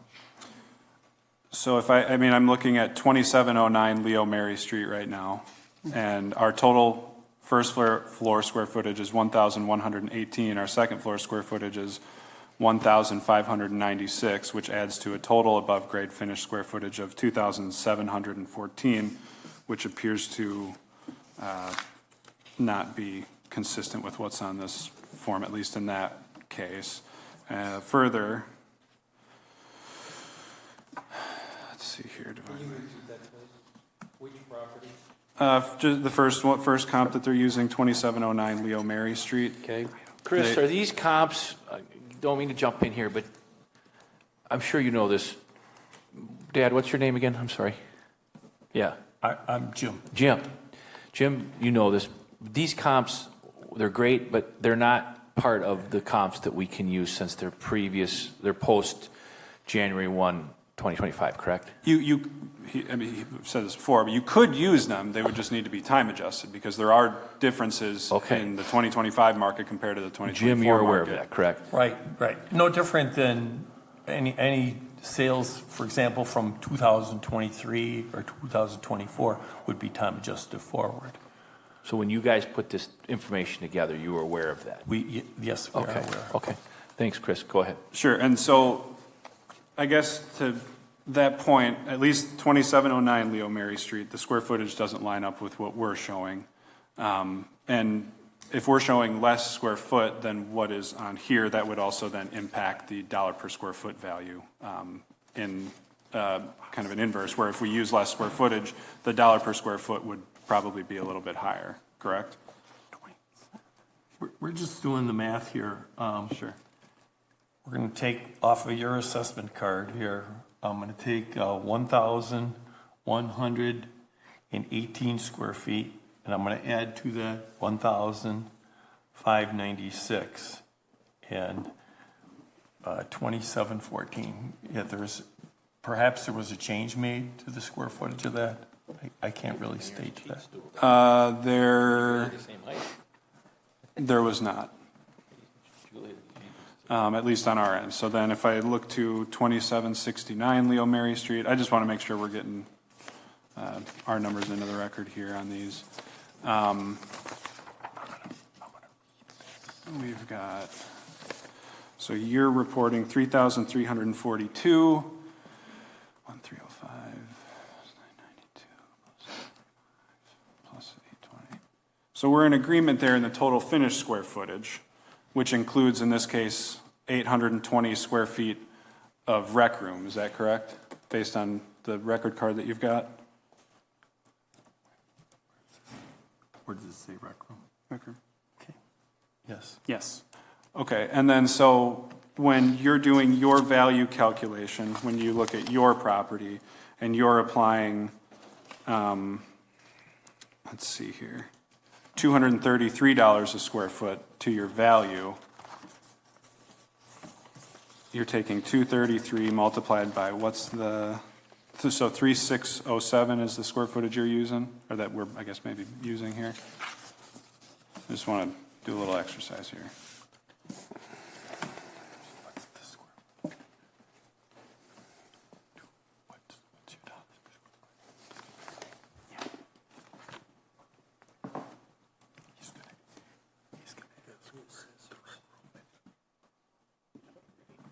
Yes, we are using 3,707 square feet of finished space. Okay. As our value calculation. So let's do this. So then if I add up if your first floor and your second floor, plus 1895, I get to 3607. However, there's 1,262 square feet of rec room as well, which based on your, at least on 2769 Leo Mary Street, you're including the rec room in that square footage for valuation purposes, but for your conclusion, you're not using that. Is that a fair statement? Yes. Okay. Let's see here. Last couple questions. I guess maybe this is more of a clarification thing, but you had stated, let's see here, in item 4, more or less that builder to owner transfers are not a true reflection of market-driven buyer competition or pricing, and that for a comp to be valid, essentially saying that sales from a builder to a property owner can't be used as a comp. Is that correct? That's correct. Yeah. So 6263 Stonegate Drive, are you aware that that sale was from a builder to an owner? That one? When I looked at the records on that one, that it appeared to sit on the market for a period of time before being sold. So I was not aware it was a builder to owner transfer. Sure. It may have been a builder to owner transfer, but it was not a built to suit. I believe what my son is trying to show is the comparables on Wayfair that he had discussed. Those are built to suit. That's when, for example, it's like ordering a new car. You know, you go in the car and, you know, I want red leather trim on my seats. I'm willing to pay extra money for the red leather trim on the seats. But when I go to sell the car, nobody's going to pay for the red leather trim. You know, they're all grouped together. They're, you know, it's a 2025 Honda Express or whatever. You know, that's what it's going to sell at. They don't care about your trimmed seats or mud flaps or floor mats and that type of thing. Okay. I guess, I don't know that I agree with the fact that just because a builder sells a property directly to a buyer, that it automatically, A, means that it's build to suit, and B, that you can't use it as a comparable. That would be a big change in your department's direction, wouldn't it, if you were to accept that? Yeah, and I mean, further, you know, it's not like these are particularly custom homes. They're, you know, this entire neighborhood, for the most part, is built out by William Ryan, who, I mean, they have fairly consistent, and I don't, you know, I guess what you get to is that people who, you know, you look for market participation and exposure, and that varies depending on style of property. If somebody knows they want to live in Stoner Prairie, they know they're going to get a William Ryan home. And further, William Ryan isn't going to take less than a property's worth. So, I mean, I think these were exposed to the market. People, if they want a William Ryan home, or if they want a home in Stoner Prairie, they can say, okay, they can go directly to. So if I'm buying I'm going to date myself, I'm buying a Ford Taurus. I love that car, and I wish I still had it, but anyway. And I want to buy a Ford Taurus, to Jim's example about red leather trim exactly. If I buy the AM radio only version of a Ford Taurus, the base price is $10,000. I maybe get it for $10,100. Sure. But if I buy the Ford Taurus for $10,000 and I want to get I'm totally dating myself, a stereo system and whatever I did in the 80s and early 90s, and it cost $12,000, you're saying the baseline price of $10,000 would be consistent throughout. It wouldn't be like $8,500 or something. It wouldn't drop a lot. How much do the add-ons figure, to his point, how much do the add-ons figure into your math? Well, I mean, there's some level of variation within the home. Sure, Right. some have different counters, whatever. But There's globally, they're the same car. Or same I mean, more or less, yeah. Further, I mean, when it comes to market exposure, I mean, that's really what you get to with when you try to determine whether a sale's arm's length or not. I don't know if I've ever heard anything that would suggest that just because it's going from a builder to a property owner that it automatically can't be arm's length. Even, you know, again, they're not custom homes, and they represent, I mean, the thing that you fall back on is, do they represent reasonable consideration for the property sold? And I think yes. Again, I don't think the builder is going to take less than what a property's worth. You know, that doesn't make a lot of sense. I mean, you get to a willing buyer and a willing seller, and in this case, you've got both. Testimony as well, or not? No, that's all I have for Okay, questions no problem. further. So follow up to him, and then we're going to have him go. Jim, go ahead. I just wanted to follow up in that if you want a brand new home in Stoner Prairie, you meet with the builder, you pick out a lot. That's what my son did. You know, that's what everybody else pretty much did on the first sales. You pick out the lot, you build your home. I, as Ben, did not have the opportunity to jump into Wayfair. Somebody else picked out that lot. Somebody else picked out the amenities of that house. And that's why we believe those sales are not valid arm's length transactions. It's not a willing buyer, willing seller. It's a willing seller, willing buyer, but it's not exposed to the market. My son has 3 homes that you can look at his house, 1, 2, 3, and there's nothing that's sold of those 3 homes on Leo Mary. Those are all resales, and not one of those homes sold for over $800,000, and his assessment is $893,000. There's a reason why my son contacted me and said, "Dad, there's something wrong here."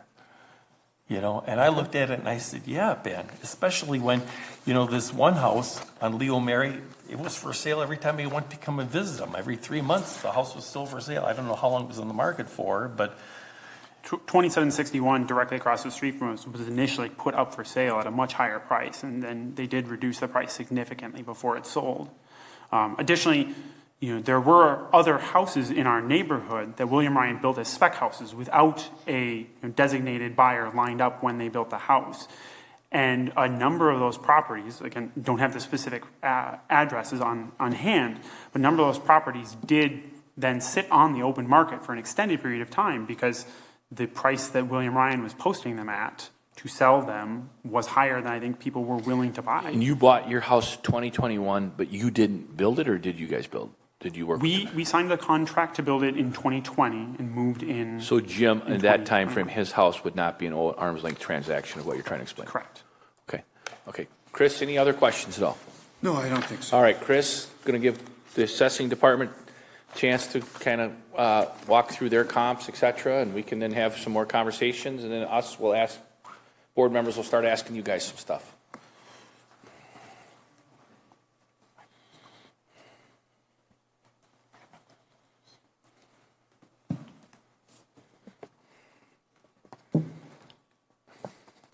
I have to admit, Ben, I've seen a lot in this community, but see a dad as not retired, as an active assessor in the private sector. I didn't have that on my bingo card today, Jim, but it's okay. I'm glad you're here from Cedarburg. Pretty town over there. All right. Tracy, how do you want to label this for the record? Thank you, Chair. I will label this Assessor's Exhibit A. All right. Everybody's got that? Ben, you good? All right. Chris, fire away, bud.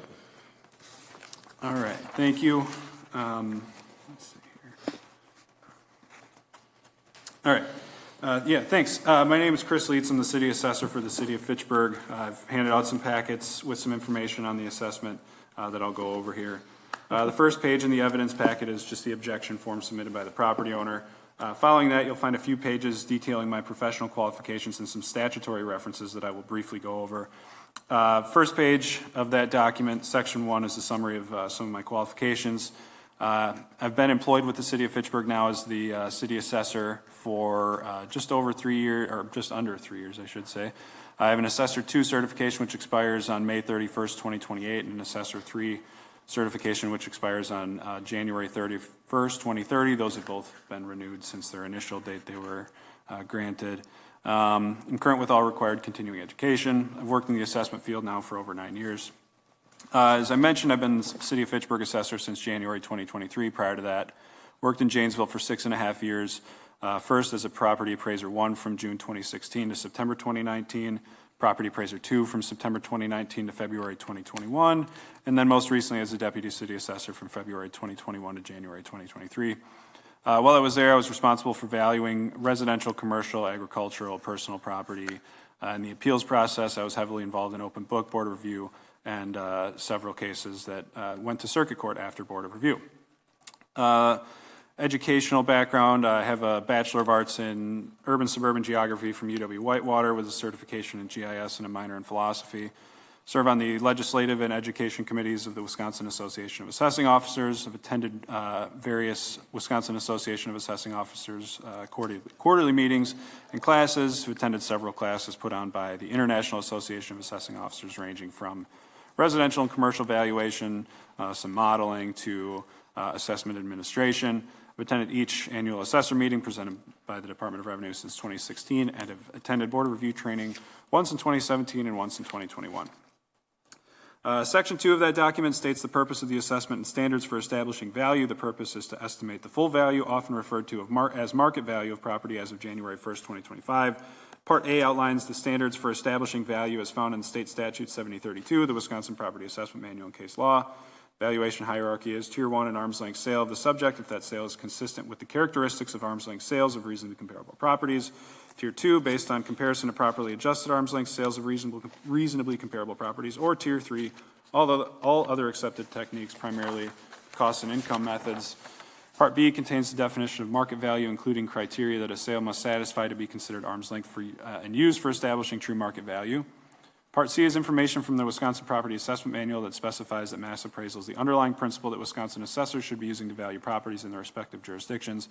That the purpose of mass appraisal is the equitable and efficient appraisal of all property in a jurisdiction for ad valorem tax purposes.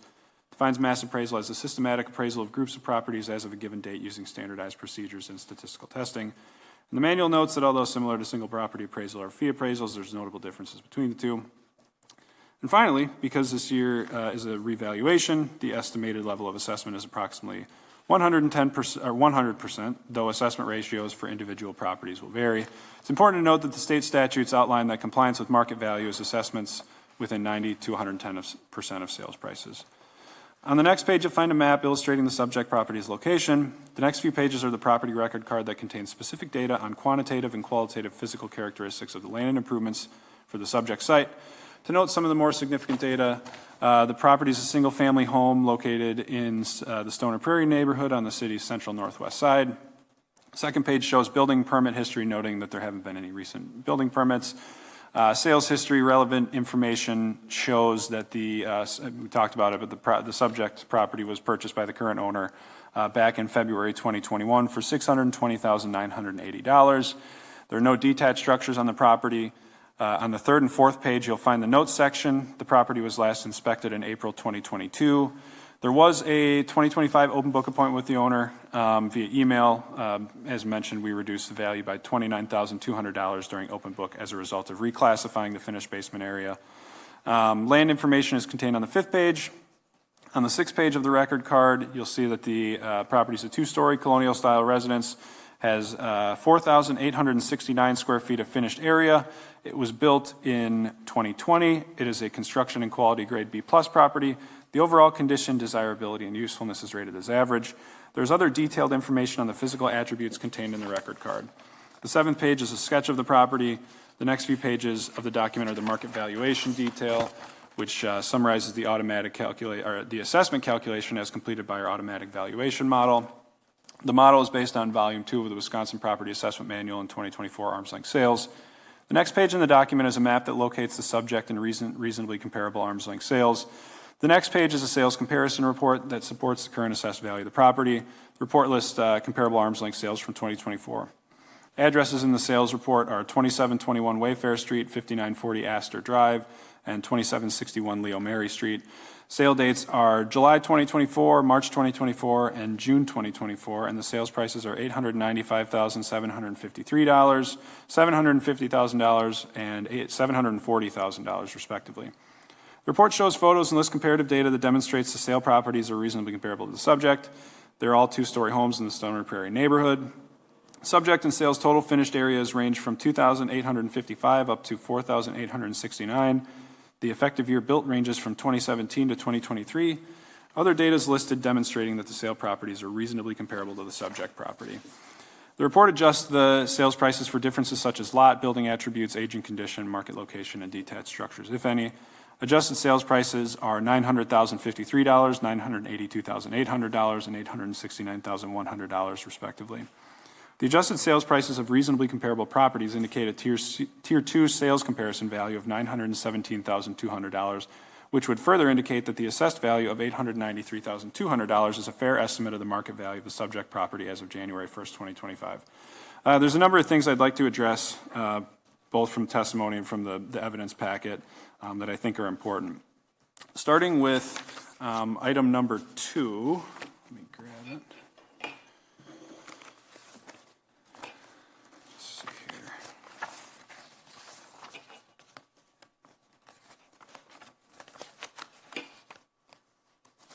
There we go. So starting with item number 2 on the first page, the comparable properties and sales summary. Each of these sales occurred after the assessment date, which we mentioned, with 3 of the 5 taking place several months into 2025. There's been no time adjustment made to those, which becomes problematic because these subject property, these sales comparable properties are, subject to different market conditions than what the one of 2025 assessments are based on, and there were no adjustments, as mentioned, to make them uniform with the one of 2025 assessments. Moving on to item 3, the price per square foot analysis. In the objector's packet, there's a significant flaw in this approach, which results in an understated value calculation.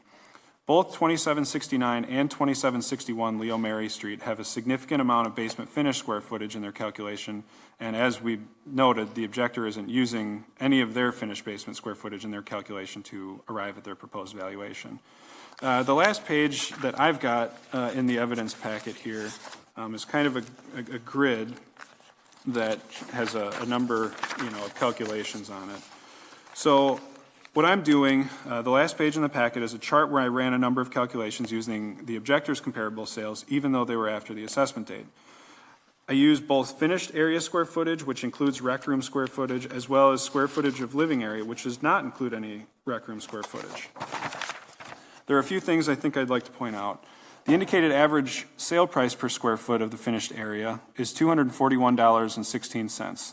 The average assessed value per square foot of the finished area, excluding the subject, is $242,600. Note that the subject on a square foot of finished area is valued at $183,045 a square foot per square foot of finished area, which is well below the average as indicated by his comparables. Moving on to the square footage of the living space, which excludes the rec room, the indicated average sale price per square foot of living area is $253.82 a square foot. The average assessed value of the comps per square foot of living area is $256.06 per square foot. Again, the subject property is valued below that at $247,063 a square. $247.63 a square foot of living area, which is again below the average of the sales prices and the assessed values. The objector's opinion of $233 a square foot isn't supported by any factual data due to the incorrect square footages and kind of the inconsistencies in how the methodology is applied. His report notes that 2769 Leo Mary Street is similar in age and features, but sold for $650. That property sold for $194.76 of total finished area, or $258.09 per square foot of total living area. In both metrics, the subject property is valued below that. Moving on to item 4, we've talked about this a little bit already, but we believe that those sales were arm's length. Just because they sold directly from a builder to an owner does not mean that they're not arm's length. These sales happen all the time and represent a willing buyer and seller. Non-market exposure typically refers to properties that sell between acquaintances or properties that aren't for sale to the general public. Further, there's nothing in the Wisconsin Property Assessment Manual suggesting that sales directly from builder to a buyer should not be considered arm's length. In summary, there's not a tier 1 sale of the subject property. We completed a mass appraisal assessment of the property using both tier 2 and tier 3 approaches to value.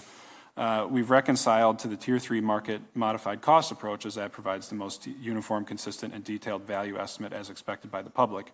Lastly, we've mentioned it, I've gone over it, but I point it out again, there's a number of errors and problems with the kind of value conclusion as provided by the objector that result in an understated value conclusion.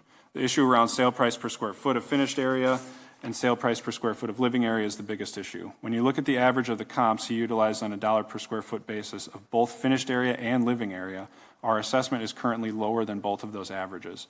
Further, I don't believe that there was any evidence presented supporting a valuation conclusion of $233 a square foot, which is below both the average square foot of living area and finished area of the sales properties that they provided. Based on the testimony provided today, I do not believe that the property owner has overcome the presumption that the assessment is correct and would respectfully request that the board sustain the assessment as presented. Thank you. Any questions for the assessing department? Go ahead. Yes, thank you. First of all, can you tell me what time adjustment you've used on adjusting your sales?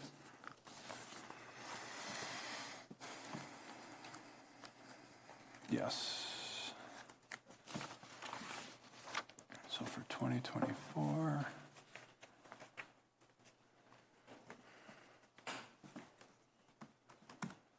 it is about 0.5% per month. So 6%? Correct. Per year? Yep. And in today's day and age where a mortgage is, what are the rates, 6.5% to 7%, as compared to 3 or 4 years ago when they were 2 or 3%? You're saying that the appreciation on these homes is going up 6% per year? Yeah. Okay, do you have any evidence to prove that 6% a year? Do you have any resales, any double sales in the neighborhood that have showed? For example, my son has 3 homes on Leo Mary that he can literally see by standing on his driveway, and we have resales of those 3 properties. Can you tell us if those properties have, between their original sale and their new sale, have appreciated at 6% per year? I don't have any offhand. I can tell you that not even anecdotally, our overall average home value in Fitchburg has increased by over 30% over the last few years, which is based off of sales. My next question, can you tell me what the gross adjustments are as a percentage for comparable number 2 that you have used? Sure. On 5940 Astor Drive?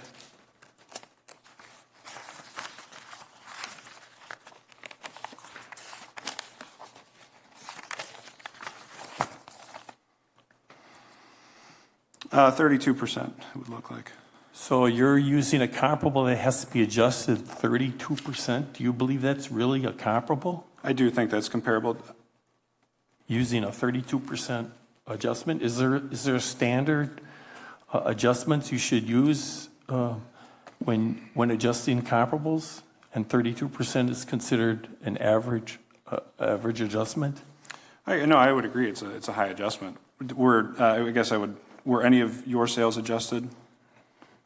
Okay, comparable number 1, the adjustment there is minimal, correct? Sure. Okay, yeah. Would you say that comparable number 1 is your best comparable? Yeah, I would say so. Okay, on the next page, you have the grade of the comparables. And comparable number 1, you just said is the best comparable, and you call that a B grade home. Mm-hmm. As comparison to my son's home is a B plus.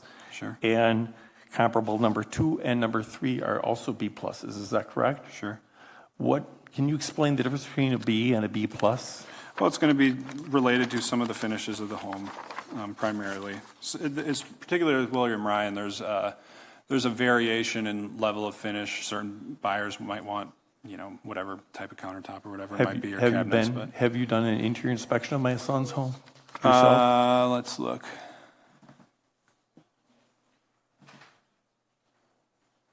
Yes, in 2023. You've done that yourself? Julia Stover from our office did, yeah. Okay, and she's the one who called that a B plus, is that correct? I would have to look. she was not the first person to list it, but I can go back in the records here. So when it was new construction, looks like when we initially listed it out, when it was fully complete, looks like Nick here was one of our appraisers. Okay. Or he was the one who went through That's it. fine. You don't have to look it up any further. Can you just tell me what would the valuation difference be if you adjusted the grade of my son's house to a B instead of a B plus? No, I don't. I mean, I can do that. I don't know why I would. I don't believe it's a B. Do you know the difference in the percentage between a B and a B plus? Usually it's around 10%, somewhere in there. I don't know offhand, but. Would it surprise you if it was 7%, 1.35 to 1.28? Oh, I guess the multipliers. At least those are the multipliers that I've used. Chris, you're aware of the principles of mass appraisal, correct? Yeah, I am. Mass appraisal, unlike single property appraisal, requires the development of a valuation model capable of replicating the forces of supply and demand over a large area. Sure. This is out of the Wisconsin Property Assessment Manual. Simply put, the model recreates mathematically any changes in value in real estate happening in a particular town, village, or city being assessed. Appraisal judgments relate to groups of properties rather than single properties. The assessor must be able to develop, support, and explain standardized adjustments in valuation models among classes, construction types, neighborhoods, and property groups. It looks to me, and me being a certified assessor in the state of Wisconsin, that the best home, the only home that sold for over $800,000 that you're relying the assessment on my son's home is this new construction home, builder to buyer. All right, it sold for $895,000, required virtually no adjustments, but has a lesser grade. And I'm wondering if perhaps the lesser grade was put on there because it didn't quite fit your model. In other words, the larger these homes get, and I think my son in his testimony has a graph, the larger these homes get, the model shoots them too high. All right, I've experienced that in many communities, that just because this house is 3,500 square feet as opposed to 2,800 square feet, that doesn't mean those 700 square feet are worth an extra $200 or $233 per square foot. It tempers down. The extra square feet is not worth the same as the original square feet. And I'm wondering if perhaps that home was changed to a grade B to fit the model. Comparable number one that your assessor has 2709. 2721 Wayfair Street. Oh, sorry. The assessor's comparable number one. That is a lesser grade home than my son's home. And if you look at the photographs of them, I would say, just appearance-wise, it's a nicer looking property. Way nicer than my son's home. And, if I had the opportunity to meet with you, I would have probably discussed this with you. So let's talk about that. So did you guys sit in did you sit in open book? Ben, did you come to open book? I discussed with Chris via email. Okay, at that time, in open book, did you think about bringing Dad, the assessor, with? I discussed via email and consulted with my father kind of asynchronously. Understood. And we did discuss the grade of of our property at the time, Chris and I were discussing in open book. This is like I said, this is two assessors going at it with each other, which is fine. That's part of the process. But I think I'm a smart guy, but I'm not an assessor. I just want to know that. Let you guys, Chris, a lot thrown there at you in a good way. Just what are your thoughts here? Where do we go here? We're trying to keep this on. I mean, your graphs at the end seem like you had kind of zeroed in your grid at the end. I walked through it. I understood that. Walk us through your kind of metrics of how you use that graph one more time, if you would. Just so we're all on the same page here.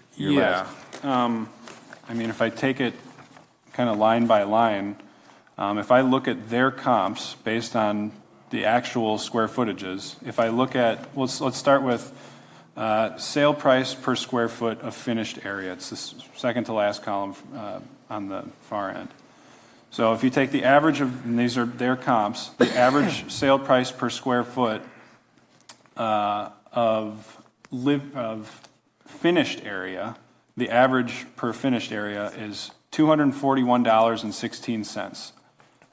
That's the sale price per square foot of finished area. And then if you go over to the top line that says 2760 Leo Mary Street, assessed value per square foot of finished area, we're at $183.45. So we're well below the average on this property when you look at square foot of finished area. Jim, do you dispute that? I'm sorry? Do you dispute what he's saying there? Can I ask a clarifying question? And this is just for my own record keeping, and as far as the paperwork goes, on the objectors form, I see Benjamin Siebers. I don't have an agent form. Okay. And then on the exhibit, the taxpayer's exhibit, I see a signed Ben Siebers. I don't see Jim or James' name on any of the paperwork. So as an author, he's not He's not an agent. I don't know. Do I need to check with the city attorney as far as a testimony or? That's a good question.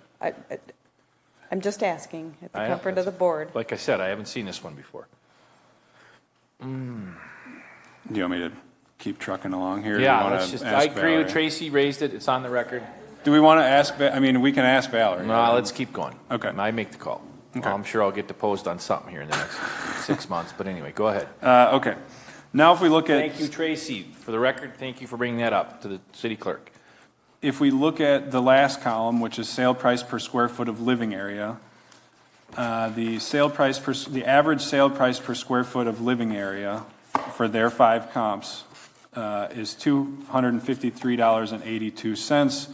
The average assessed value per square foot of living area, the assessed value per square foot of living area for this specific property is $247.63. So it's still less than the average. It's less than the average in both ways that you look at it. So these properties, they're slightly different. I haven't been through them specifically, but I've looked at photos of them. And further, typically when there's photos of new construction homes on the internet, well, I guess from builder or whatever, you don't know if they're, just staged model photos or whatever. So ultimately, I think there's a miscalculation here on the part of the property owner, and I think that gets to the issue here is that they're using total finished area in some cases to come up with their dollar per square foot value, but then they're not applying that to themselves. And I don't think that that's fair, and I think it's a miscalculation. Okay. I can see that line of thinking. I can hear you in that. Any more questions for the Ben or Chris from panel? Otherwise, we're going to move on to our deliberations. Andrew, any questions you have for the? No, I don't have any questions. Anybody else up here? Amanda, you good? Richard? Two assessors, and state law says both of them are infallible. This ought to be good. Richard's always good. Carol? All right, Ben, I'm going to give you 90 seconds or so. Give us your closing argument here. That may trigger a question or two, maybe not, and then Chris can rebut and blah, blah, blah. You know where we're at here, Ben, in the process. So go ahead, bud. I understand. I want to say thank you again for all your time and discussion today. Thank you. At this point in time, I wish to conclude my case, not concede, conclude my case. I still believe, You said that, not me. Nerves, we'll go with that. It's all good, bud. You're good. I still believe the valuation I propose of $840,000 is accurate. There's 3 comparable sales listed there at $665,000, $650,000, and $740,000, and think that to help the value of our house, adjusting the grade value from a B+ to a B would be accurate and help reflect the appropriate condition of our house. Chris? Yeah, I just reiterate a couple points regarding the fact that new construction homes can't be, or builder to owner homes can't be used as arm's length. That's not true. And also, one of their comps is that. So, is a builder to an owner. Further, just going over, our comps are adjusted for time for differences between the subject and the comparables. And then if you look at their comparables and you compare, actually apples to apples, the average sale price per square foot of finished area on their comps is $241.16. We're assessing them at $183.45 per square foot of finished area. If you look at the sale price per square foot of living area, which factors out rec room, the average of those sales is $253.82 a square foot, and their assessment is $247.63 a square foot for assessed value per square foot of living area. Both metrics were under the dollar per square foot, their comps versus their assessment. So I don't believe that our assessment is excessive. Okay. At this time, I'm now closing the testimony on this case. I'll now open it up for deliberations in the case by asking my fellow Board of Review members to state, based on the sworn testimony presented, whether the assessor's evaluation is correct or incorrect. After deliberations are complete, I'll call for a motion to uphold the assessor's value and read into the record the values of the property. Any discussion?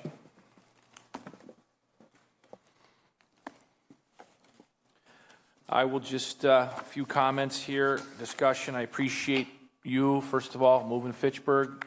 As someone who sat in this chair a long time ago as mayor, we talk about, when are those epic kids going to grow up and have families? Well, you are the one. So the two colleagues on my right, we sat through long city council meetings betting on the come, and you came. So thank you. We appreciate you, Ben, and thank you for living here and raising your family here. I guess this job, as you know, and I'm going to reread it just so we know that, the statutes gives the assessor the presumption of correctness. I just want to know that. We've always kind of go through a lot, and we ask a lot of good questions on this. I guess I have to fall on the line of the city assessor, and I will do that because I'm a little taken aback, and I'm not criticizing you, Jim, and your career and this or that, but I just have not heard that about buying from a builder is not a direct sale or a arm's length sale. I'm just plain dumb on that. I don't know if I've heard that before. And secondly, I think Chris's chart at the end made sense to me, and I do feel that I will make a motion at this time to uphold the city assessor's recommendation for parcel, come on, Sean, you always close it up, for parcel owned by Benjamin Siebers and his wife, 2760 Leo Mary Street, parcel 06090884-2674-2, assessment value as deemed by Chris Leeds, the city assessor, of $893,200. There's a motion on the table. Is there a second? Slager, second. Seconded by Andrew. Any more discussion? Madam Clerk, let's do a roll just so Ben has it for the record, for the future, if needed. Thank you, Chair. Yep. Richard Bloomquist? Yes. Did you say pass? Pass for now. Thank you. Sean Paff? Aye. Carol Poole? Aye. Amanda Canessa? Aye. Andrew Slager? Aye. Can I bring it back to Richard Bloomquist? Aye. Thank you. Motion The carried. ayes have carried. I want to thank you for coming, Ben, the objector for coming in, and I direct our city clerk, Tracy, to provide the objector with a determination form. And if you are not satisfied with our decision, there are certainly appeal options available to you listed at the bottom of the determination form. Tracy will take care of you, and the committee will stand informal for 3 minutes.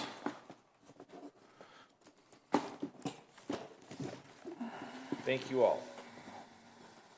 Hang with us, guys, for 5 more minutes. I know, I hear you.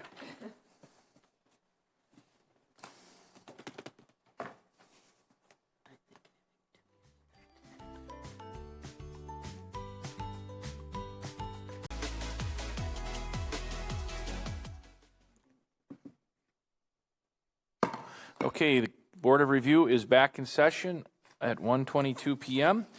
The end is near. We're going to move to agenda item 7, consider act on scheduling additional Board of Review dates if needed. Tracy and or Chris, what are your thoughts? Thank you, Chair. As far as my records go, all of the Board of Review objections and waiver requests and subpoena requests have all been dealt with. I don't have anything else on the docket that I'm aware of. Chris, is that the same? It's consistent with what I've got. So agenda item 8A, we will not act on that. We're not going to have a meeting on September 12th, 2025. Tracy had sent out the cancellation for your Outlook request.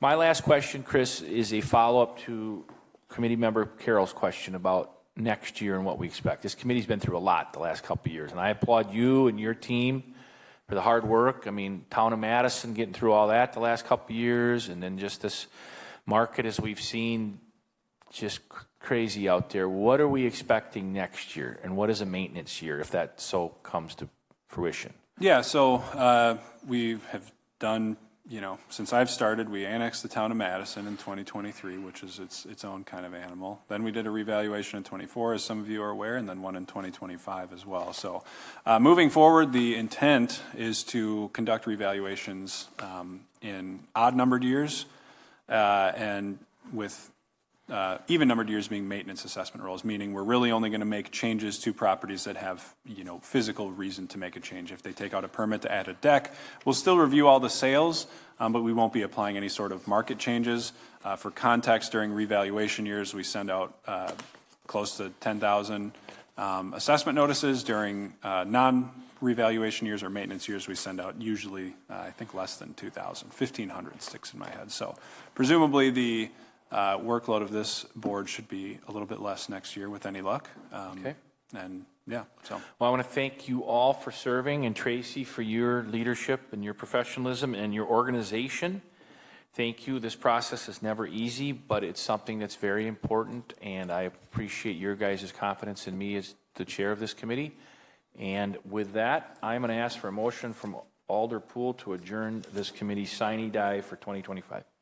I move to adjourn the Board of Review for 2025. Sine die. Oh, is there a second? Second by Amanda. Slager. Okay. Amanda, all in favor of adjourn, signify by saying aye. Aye. We are adjourned. Sine die. Sine die?